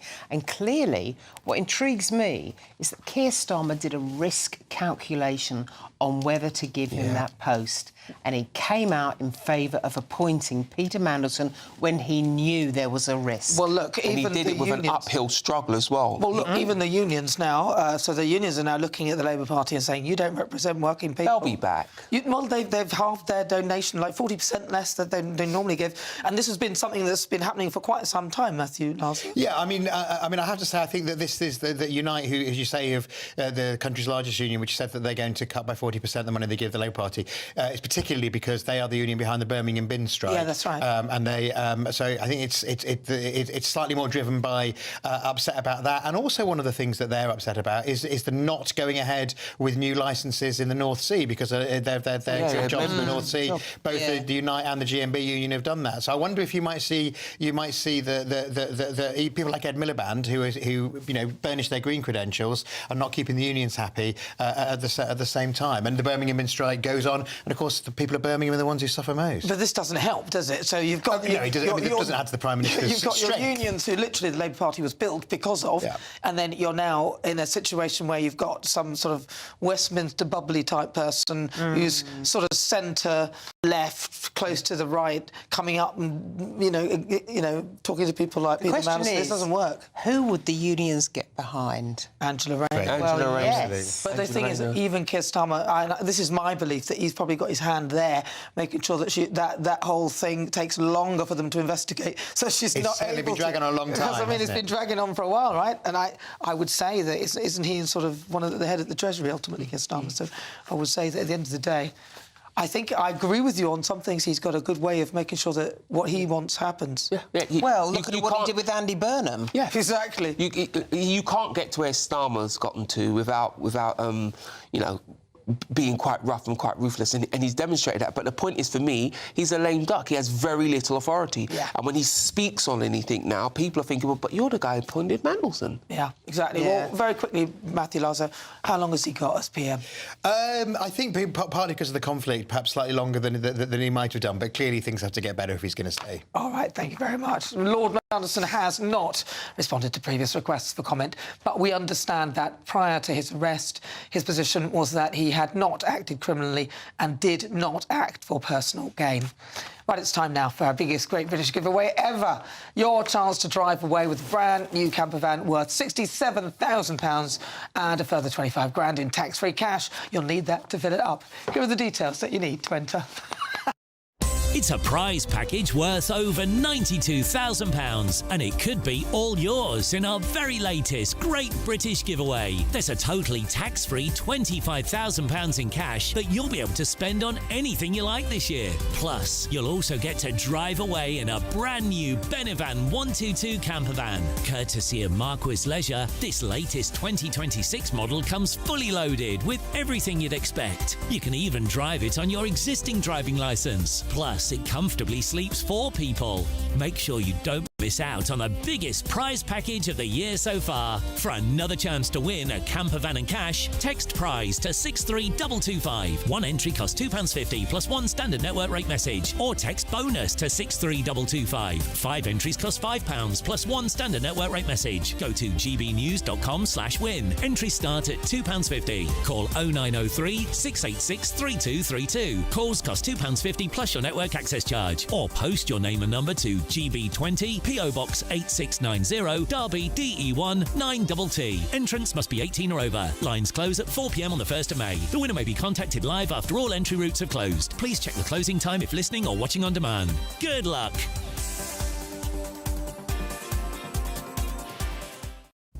Good luck indeed. Right, coming up, I'll have all of tomorrow's newspapers and breaking news on the front page of The Eye. The UK military is preparing to defend tankers in the Middle East. Are we about to be dragged into the war? More on that shortly.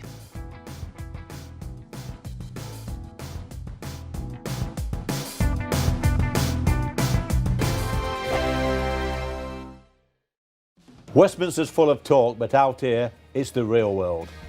Am I allowed to talk then? No, that's it. This is where it matters. Real people and real lives. That's what politics is all about. In fact, has Trump made a good start?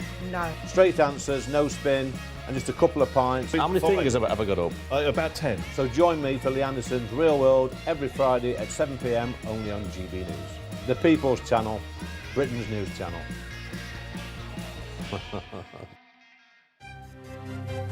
GB News Breakfast, every day from 6 a.m. What could you spend this quadrillion quid on, Sophie? What were the limitations, let's put it lightly? The entire world, couldn't I, essentially? Yeah, but on this gift receipt, what are you allowed to spend this amount on? Well, I've only spent up to the balance. I've only spent up to the balance of £10. Because that's what was meant to be on it. And I think I wasn't going to spend any more. Obviously they know about it now, so. Yeah, Sophie, you were at a local coffee shop, and what were you trying to buy with your gift card originally? It was a matcha latte. Matcha latte, right. And then all of a sudden someone said, oh, I think you're a quadrillionaire. Was that how it played out, Sophie? To be honest, they didn't, the person that served me didn't notice. He said that he'd not done gift cards before, so wasn't sure. And then he got his colleague to come over. She just looked at it and went, oh, I've never seen that before. Cashed it off, gave me the receipt, and then it wasn't until while I was waiting for my drink, I was looking at the receipt myself. And then I clicked on and I was like, surely not. Wow, I'm just looking at the strap below us now. I believe that's 15 zeros after 6-3, so that's a lot of money, Sophie. Do you think they're going to honour it and let you have unlimited coffees and muffins for life? Well, I was on BBC Radio Nottingham on Monday morning, and they've not actually been in contact with me at all, 200 Degrees or Cafe Nero, because they've bought them out now. I've heard nothing from them, and then they've released a statement saying that it's been rectified. And they've also said in the statement that they gave me a receipt with the correct balance on. GB News, the People's Channel. You want to know what's really going on in the corridors of power? Labour don't know what to do with you half the time, and that makes you quite lethal in the chamber. Get behind the headlines with Chopper's Political Podcast. Join me, Christopher Hope, as I sit down with the great and the good of British politics. We'll see where this ruling takes us. These are the stories shaping our nation. Chopper's Political Podcast, available now on all platforms. Listen in and stay ahead.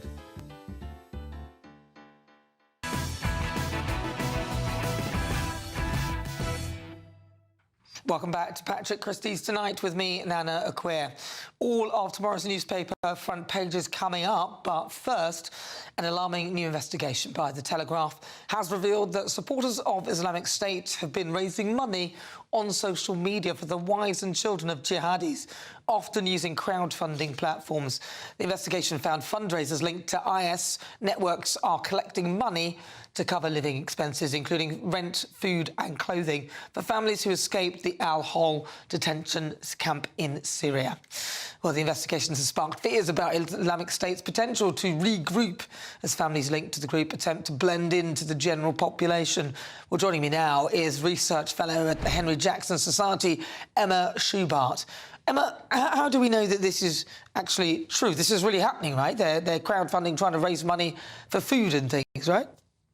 Yeah, of course they are. One method that we know they're using, which the Telegraph article mentions correctly, is Hawala. So Hawala is a system that's extremely pervasive now. It's a centuries-old informal money transfer system.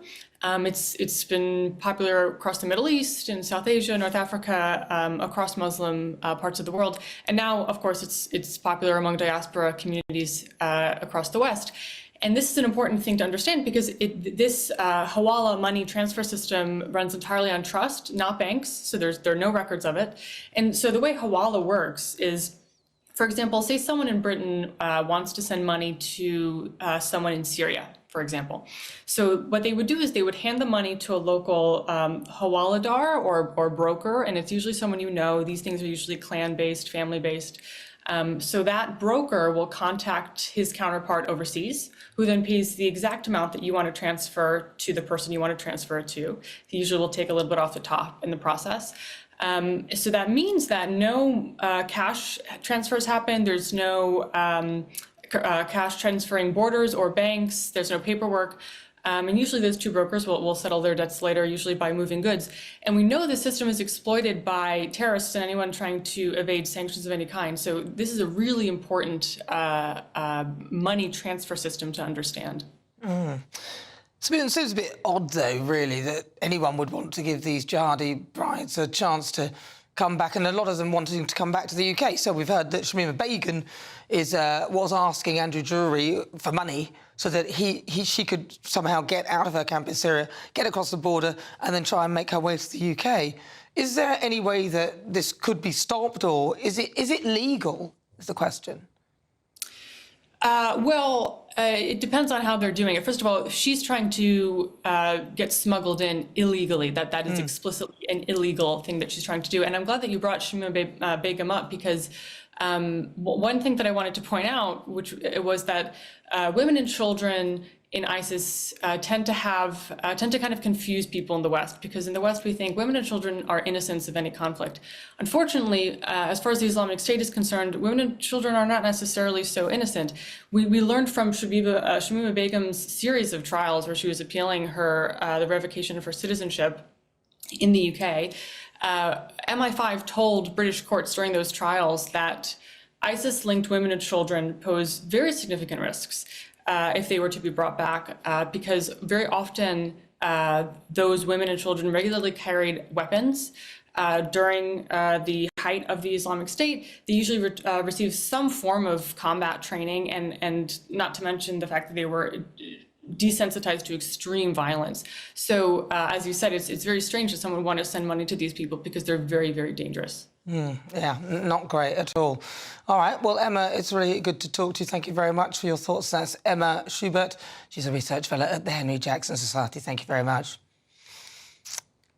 Right, coming up, I'll have all of tomorrow's front pages and breaking news. On the front page of The Telegraph, Russia was behind an attack on UK troops. I'll have all of tomorrow's newspaper front pages, all the details in just a few moments. I forecast a perfect holiday in the sun. Weather looking good then? For sure, and no worries about our travel insurance. All Clear Travel Insurance sponsors GB News Travel Destinations Forecast. Looking at the weather across southern Europe through tomorrow, and for many it's actually going to be largely dry, but not everywhere. Across Italy there will be some showery bursts, and some of these will be heavy and perhaps even thundery. And then across parts of northwest Spain, Portugal, there is a frontal system that's making its way through. That's also spreading its way southeastwards across France. And so as we head into the weekend around southeast France, northwest Italy, there's going to be some heavy thundery rain and even some mountain snow. All Clear Travel Insurance sponsors GBNews Travel Destinations Forecast. Hello again. Wind and rain will clear overnight, followed by colder air from the north-northwest, with a mix of rain, hail and even some snow showers by dawn. Now we've got low pressure, a deep low over Iceland, and that's pushing this active cold front through. It's bringing a spell of heavy rain to many parts of central and southern UK during the evening. It then clears after several hours of wet and windy weather, but following on, colder winds blow in, frequent showers across Scotland and Northern Ireland in particular, but some showers reaching Western England and Wales. A much colder feel to begin Friday. Enough of a breeze to prevent a widespread frost, but there will be some snow in places, most especially central Scotland, where above 350 metres, there's the risk of 10 centimetres of snow by dawn. Could cause some disruption, hence the snow and ice warning. At lower levels, a patchy centimetre or two possible early Friday because of these frequent showers coming in. And these showers across many northern and western parts of the UK will bring a real mixture of rain, hail and even some snow, although any lying snow tending to be restricted, like I say, to northern hills, especially as we go through the day on Friday and it warms up ever so slightly. But not much warmth coming through because this cold wind will carry with it frequent showers, especially in the north and the west. Some sunshine in between, certainly brighter skies, even if not entirely sunny, but temperatures some degrees down on previous days. We're talking about 6 to 9 Celsius. Saturday starts off cold, some icy patches in places and lighter winds compared with Friday. Actually, Saturday on a whole is looking brighter and less unsettled, but there'll be further showers across Scotland and Northern Ireland, one or two further south. And then into Sunday, the cloud increases once again. Spells of rain move in from the west, but it does turn a little bit less cold. Decisions made in Washington aren't just shaping America, they're shaping Britain too. From migration to global security, from crime to health. Whatever happens in the White House today will be felt in your town or city tomorrow. That's why The Late Show is live from Washington, D.C. Cutting through the politics to show you what it all means for Britain. The Late Show live every night at midnight. Only on GB News, Britain's news channel. Westminster's full of talk, but out here, it's the real world. Am I allowed to talk now? No, that's it. This is where it matters, real people and real lives. That's what politics is all about. The fact has Trump made a good start? No. Straight answers, no spin, and just a couple of pints. How many fingers have I got up? About 10. So join me for Lee Anderson's Real World every Friday at 7 p.m. only on GB News. The People's Channel, Britain's news channel.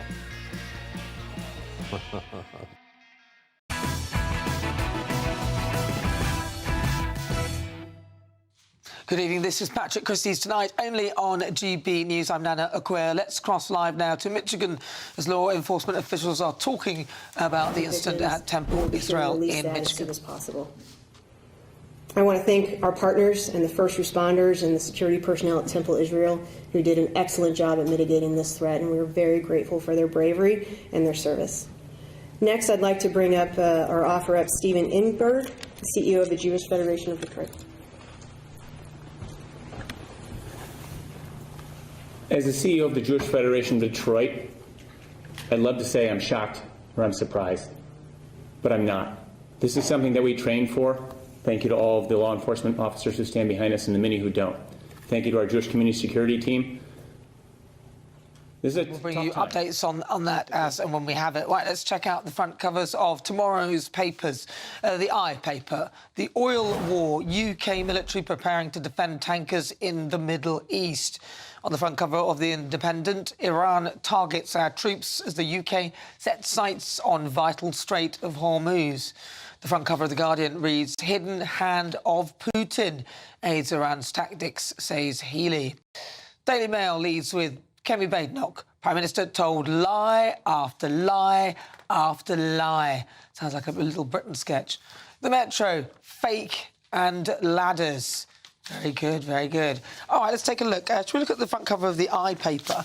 The oil war, UK military preparing to defend tankers in the Middle East. So it looks like we are sending our troops. That's if we're capable. What any story like this reminds me of is just how quickly we're going to have to get to 2.5% of our GDP to have any ability to defend ourselves.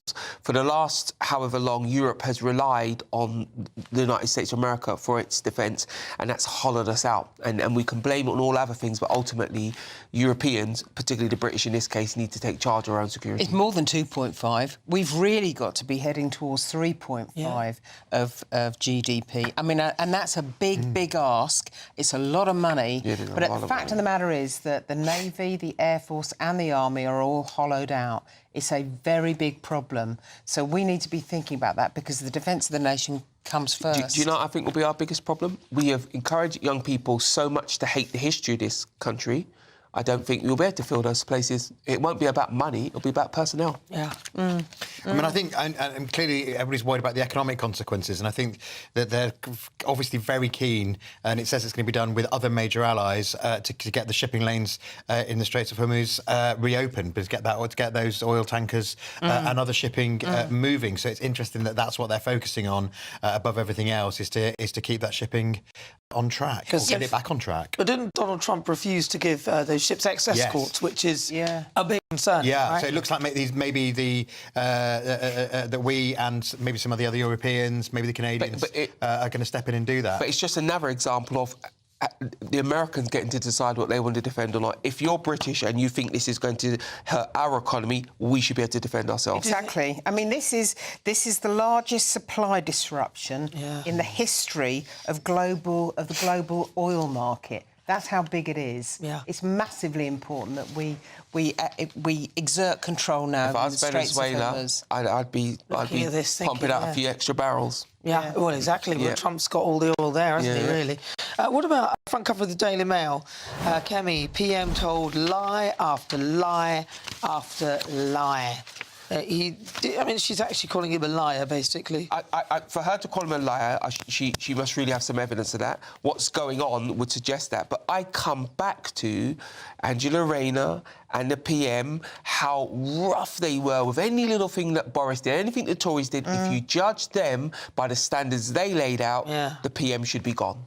Yeah, well, that's the thing. And there's something really unpleasant, obviously deeply unpleasant, about this entire story, right from the get-go, with the Prince of Darkness, also known as Peter Mandelson, his friendship with Jeffrey Island... Jeffrey River Island. No, I'm thinking of Pedo Island. That's what I'm thinking of. But all of that going on is much, much worse than anything Boris Johnson does. But, of course, Peter Mandelson denies any wrongdoing. Of course, we shall see. Yeah, well, he's denied it, so... Absolutely, yeah. Yeah. But this is about the PM. It's about his decision he made. And remember, he made this in an uphill way. He claimed that he was lied to, but he had to fight to get Mandelson to this position. If you look at the paperwork, you know, and there's no common sense in number 10. Someone would have just said, look, I'm not wild about this guy. He's associated with a paedophile. Like, surely someone would have challenged that. Keir Starmer seems to do things that seem to be linked with people who aren't that great. Like, for example, Phil Shiner, the book that this guy wrote about using the ECHR to, get to put soldiers who've been and fought wars in prison. Now, this Phil Shiner turned out to be a bit dodgy, and I think he was fined £200,000 and done for fraud. Keir Starmer apparently wrote a chapter in his book. And it's like, how do you manage to get yourself associated with that? Then there's the Mauritius stuff. Very odd that it would appear that somebody he knows quite closely got a piece of some of the money for this and that. It all points back to poor judgment. That's right. And it's a reoccurring firm. We are all human. People make mistakes, but this is a trend, not an episode. Now, of course, he wrote. Peter Starmer did write the chapter on that book before the fraud allegation. But the bottom line is, again, this Phil Shiner turned out to be a bit dodgy, didn't he, Matthew? Yeah, I mean, I think that there are very serious questions about the Prime Minister's judgment, and he has to prove to us, us being the British people, as well as in my case, colleagues in the Labour Party, that he has what it takes to carry forward, because clearly something has to give. And we've, we're about 8 weeks away from a very big set of elections, which are going to be a very real test of what the public make of it.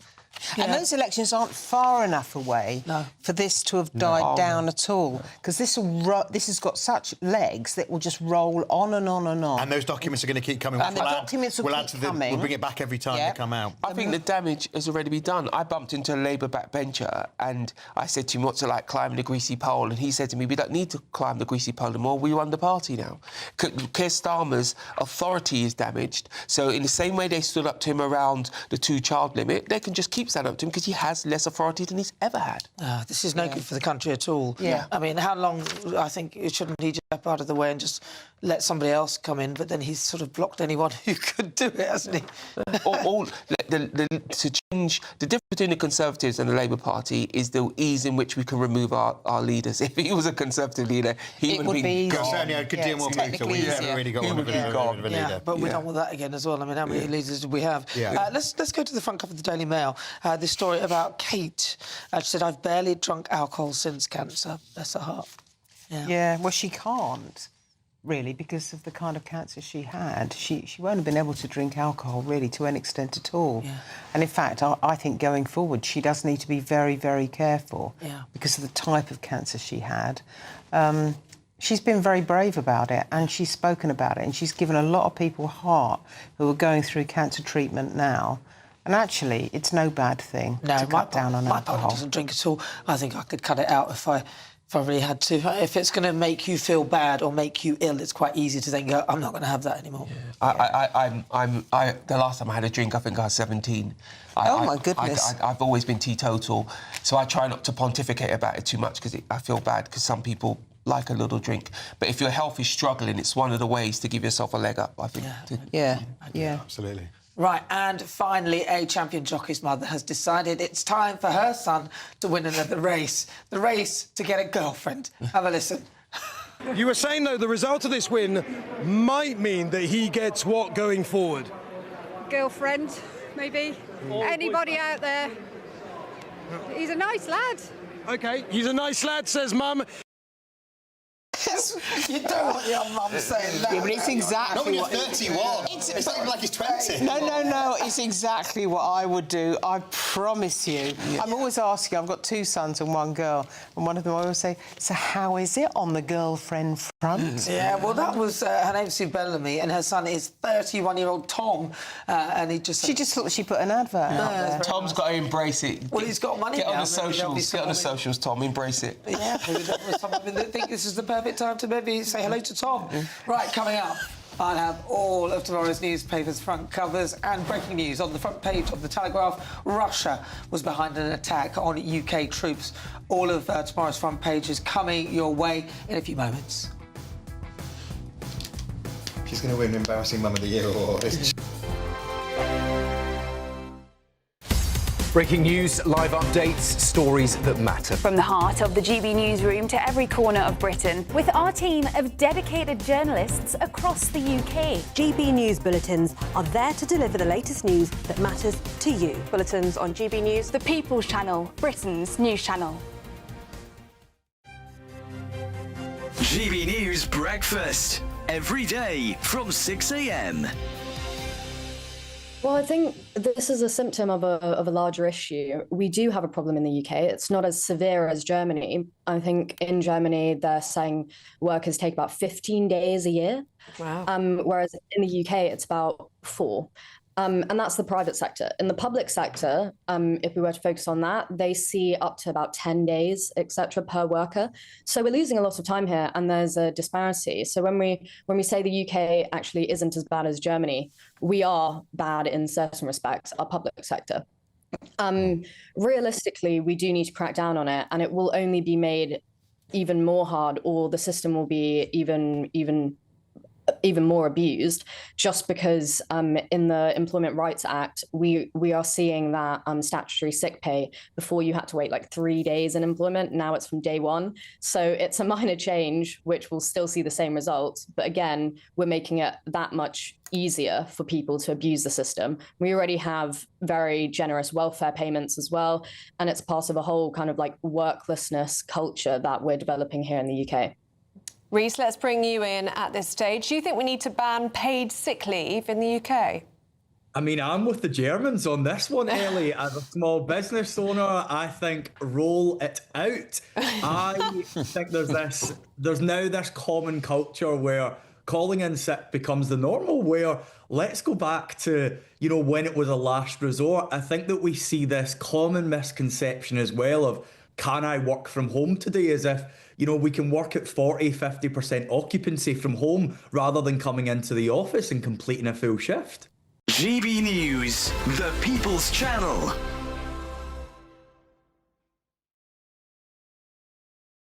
Westminster, the ultimate clique. And you're fighting like rats in a sack. But here on the Camilla Tominey Show, we ask the questions the establishment media is too scared to ask. OK, let me ask you a straight question, because I know you're a straight-talking politician. Whether it's net zero, illegal immigration or law and order, nothing is off limits. You had the power then.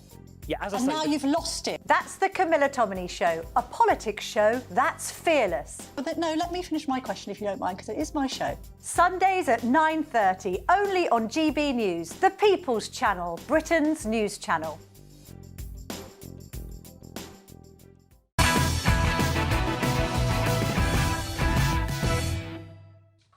Good evening, this is Patrick Christys. Tonight, only on GB News.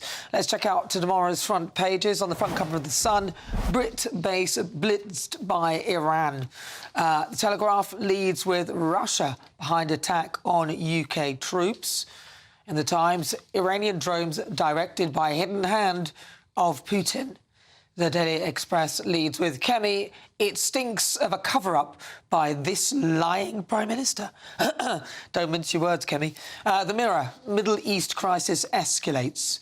Right, well, let's take a look at some of those front covers. Right, this Brits base blitzed by Iran on the front cover of The Sun. This is British troops where a base has been bombed. A drone strike on special forces in Iraq. So this information, where the special forces were, must have been potentially been given by Putin. Who knows? Iran are doing, from their point of view, quite a clever thing. They're lashing out. They're getting big return on a small amount of weapons they are firing. I think what this says to us is two things. That the historic thing of, if you were born in the last 20 or 30 years, you don't realise that this, to my mind, was always going to bubble up. The Middle East had not been settled, and Iran has funded much terrorism across the world. So at some point it was going to come to a head, and it feels like that's now.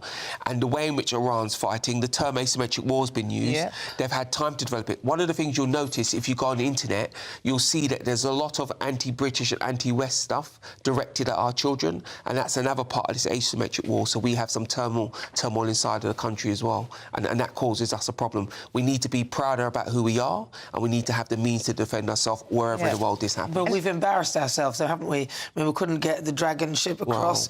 We don't really have many people in the Royal Navy, it would seem, who could actually manage or man these ships. It's I agree. So embarrassing. But we got to kind of put that to one side now, and we got to really get on with it and really focus now, because you're right, Sean. You know, we don't want our children suffering here, No. and that's what we're looking at. And if you think of, on a kind of emotional point, you look at the new supreme leader of Iran. He's lost in one hit his father, his mother, his wife, and his son.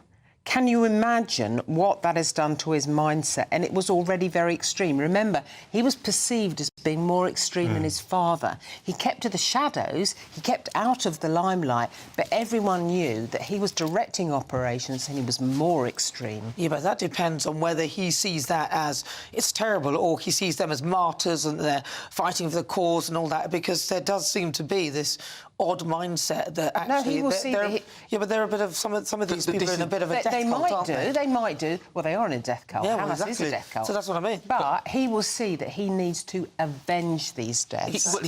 Look... some of the times I hear people speak about politics, especially in the Middle East, and I don't think they understand the mindset. Exactly. They think that, oh, these people think like we do. They don't. And I always ask people who who are talking about war, have you actually ever been in physical danger? Because if you have, it'll probably change your estimation of what's going on. Yeah. I always believed Iran were going to flare up at some point. Yeah. It just happens to be now. Matthew Lance? Yeah, I mean, and I think that, as you see on several of the front pages, the Putin factor comes in. And, of course, one of the things about Putin is that because of the massive rise in the price of oil, that's a lot of extra money for an economy that depends on oil. OK, Europe's not buying it in the same way, but people, China and other places, are buying it in considerable quantities, and that's boosting his coffers just at the time that he's aiding our enemies. So that's one of the worst consequences. But our Ed Miliband seems to think that this is a good sign because now it shows us how important net zero is. Well, I believe in a mix, perhaps more of a mix than Ed does. Ed Miliband's wrong. If we were getting our own oil out of our own North Sea, we would have... That's what we need to do. We wouldn't be having this problem. It's funny to hear the unions tell Ed, you've been wrong here, and vote with their feet, and i.e. their money. Even they're sending him a message on this. Well, we were insulated from many of these wars because we had coal all those years ago. But now we've closed our coal mines and we've just gone, oh, we're going to get energy from the sun when it's not even sunny. Or we'll get it from the wind, but when the wind doesn't blow, there's nothing. And also, we're using oil and gas, so we have a backstop to help us if we... It's a transition period. Like, look, ultimately, if you can get renewables, you'll get renewables. You can harvest that yourself. But we're nowhere near that at this point. So we need those North oil. I agree. Yeah. We need to be drilling in the North Sea. That's true. But you're right, Sean. We also need to be investigating the possibility of all the renewable fuels. That's absolutely has to run along in parallel. I mean, because what we don't sometimes recognise when we look at the region, it's very, very complicated. I can remember many years ago interviewing Douglas Hurd, actually, when he was Foreign Secretary, and he talked to me about, you know, our great mission to bring stability to the Middle East. And I said, actually, I think you will only ever bring contained instability to the Middle East. Yeah, they don't understand the mindset. It just isn't going to be calm there anytime soon. All right. And Iran have set themselves up. They're openly stated, we don't like the West. We want your destruction. You know, you can't bargain with those people. That's why I tell people you're not dealing with like-minded people who we can get to an arrangement with. They don't want an arrangement. They've made it quite clear. Honestly, when someone tells you what they think, who they are, listen to them the first time.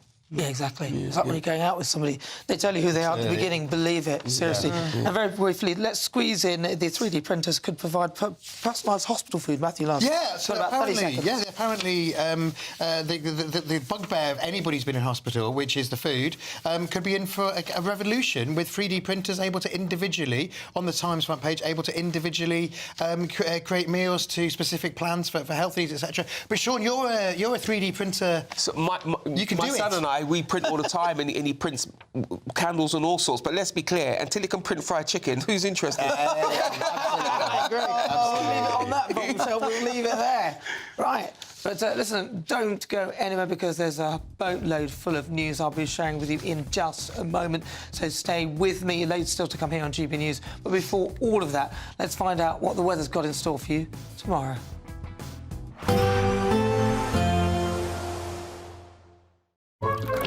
Warm and cosy, with a chance of zero visibility. Boxed Boiler sponsors the weather on GB News. Hello again. Wind and rain will clear overnight, followed by colder air from the north-northwest, with a mix of rain, hail and even some snow showers by dawn. Now we've got low pressure, a deep low over Iceland, and that's pushing this active cold front through.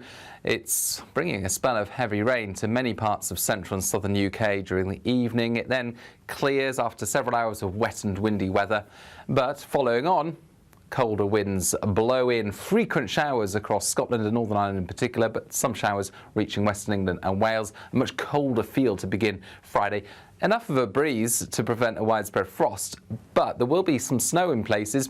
most especially central Scotland, where above 350 metres, there's the risk of 10 centimetres of snow by dawn. Could cause some disruption, hence the snow and ice warning. At lower levels, a patchy centimetre or two possible early Friday because of these frequent showers coming in. And these showers across many northern and western parts of the UK will bring a real mixture of rain, hail and even some snow, although any lying snow tending to be restricted, like I say, to northern hills, especially as we go through the day on Friday and it warms up ever so slightly. But not much warmth coming through because this cold wind will carry with it frequent showers, especially in the north and the west. Some sunshine in between, certainly brighter skies, even if not entirely sunny, but temperatures some degrees down on previous days. We're talking about 6 to 9 Celsius. Saturday starts off cold, some icy patches in places and lighter winds compared with Friday. Actually, Saturday on a whole is looking brighter and less unsettled, but there'll be further showers across Scotland and Northern Ireland, 1 or 2 further south. And then into Sunday, the cloud increases once again. Spells of rain move in from the west, but it does turn a little bit less cold. Warm and cosy, with a chance of zero visibility. Boxed Boiler sponsors the weather on GB News. Well, coming up, Kemi Badenoch said it stinks of a cover-up. The bits that are missing in the Mandelson file, she says, although we have lots more to reveal from that. Also, the oil war, UK military preparing to defend its tankers in the Middle East. But what have we got in this country? Do we have enough? Do we even have enough personnel? And it looks as though Vladimir Putin has got his hand in all of this because somehow they knew where our SAS base was in Iraq. Stay tuned. All of that coming up after your weather. It's a prize package worth over £92,000. There's a totally tax-free £25,000 in cash that you'll be able to spend on anything you like this year. Plus, you'll also get to drive away in a brand new Benevan 122 camper van. Courtesy of Marquis Leisure, this latest 2026 model comes fully loaded with everything you'd expect. For another chance to win a camper van and cash, text prize to 63225. One entry costs £2.50 plus one standard network rate message, or text bonus to 63225. 5 entries cost £5 plus one standard network rate message. Go to gbnews.com/win. Entries start at £2.50. Call 0903 686 3232. Calls cost £2.50 plus your network access charge. Or post your name and number to GB20 PO Box 8690 Derby DE1 9TT. Entrance must be 18 or over. Lines close at 4 p.m. on the 1st of May. Please check the closing time if listening or watching on demand. Good luck. You want to know what's really going on in the corridors of power? Labour don't know what to do with you half the time, and that makes you quite lethal in the chamber. Get behind the headlines with Chopper's political podcast. Join me, Christopher Hope, as I sit down with the great and the good of British politics. We'll see where this ruling takes us. These are the stories shaping our nation. Chopper's political podcast, available now on all platforms. Listen in and stay ahead. Breaking news, live updates, stories that matter. From the heart of the GB newsroom to every corner of Britain, with our team of dedicated journalists across the UK. GB News bulletins are there to deliver the latest news that matters to you. Bulletins on GB News, the People's Channel, Britain's news channel. Mornings don't have to be tiresome, especially if you have the right company. Wake up to news as it happens, opinion and debate, and of course, a little bit of entertainment too. Because when the kettle's on, we're on. That's Breakfast on GB News, a show worth waking up for. Every morning from 6 a.m. Only on the People's Channel, Britain's news channel. We'll spread the news, you spread the word. 5 hosts, 5 opinions, 5 fearless debates, 5 unfiltered takes on the day's news. 5 reasons not to be anywhere else on Saturday night. This is the Saturday 5. You got me good there. Britain's biggest Saturday night TV show. It's not a bad brand. Yeah. Uncensored. Very, very racy tonight. On the unpredictable. What did she say? Can you translate it for us? And always entertaining. And how can a country go from being led by William Wallace Saturday nights from 6 p.m. only on GB News, the People's Channel. Britain's news channel. You're going to want to stay tuned, trust me.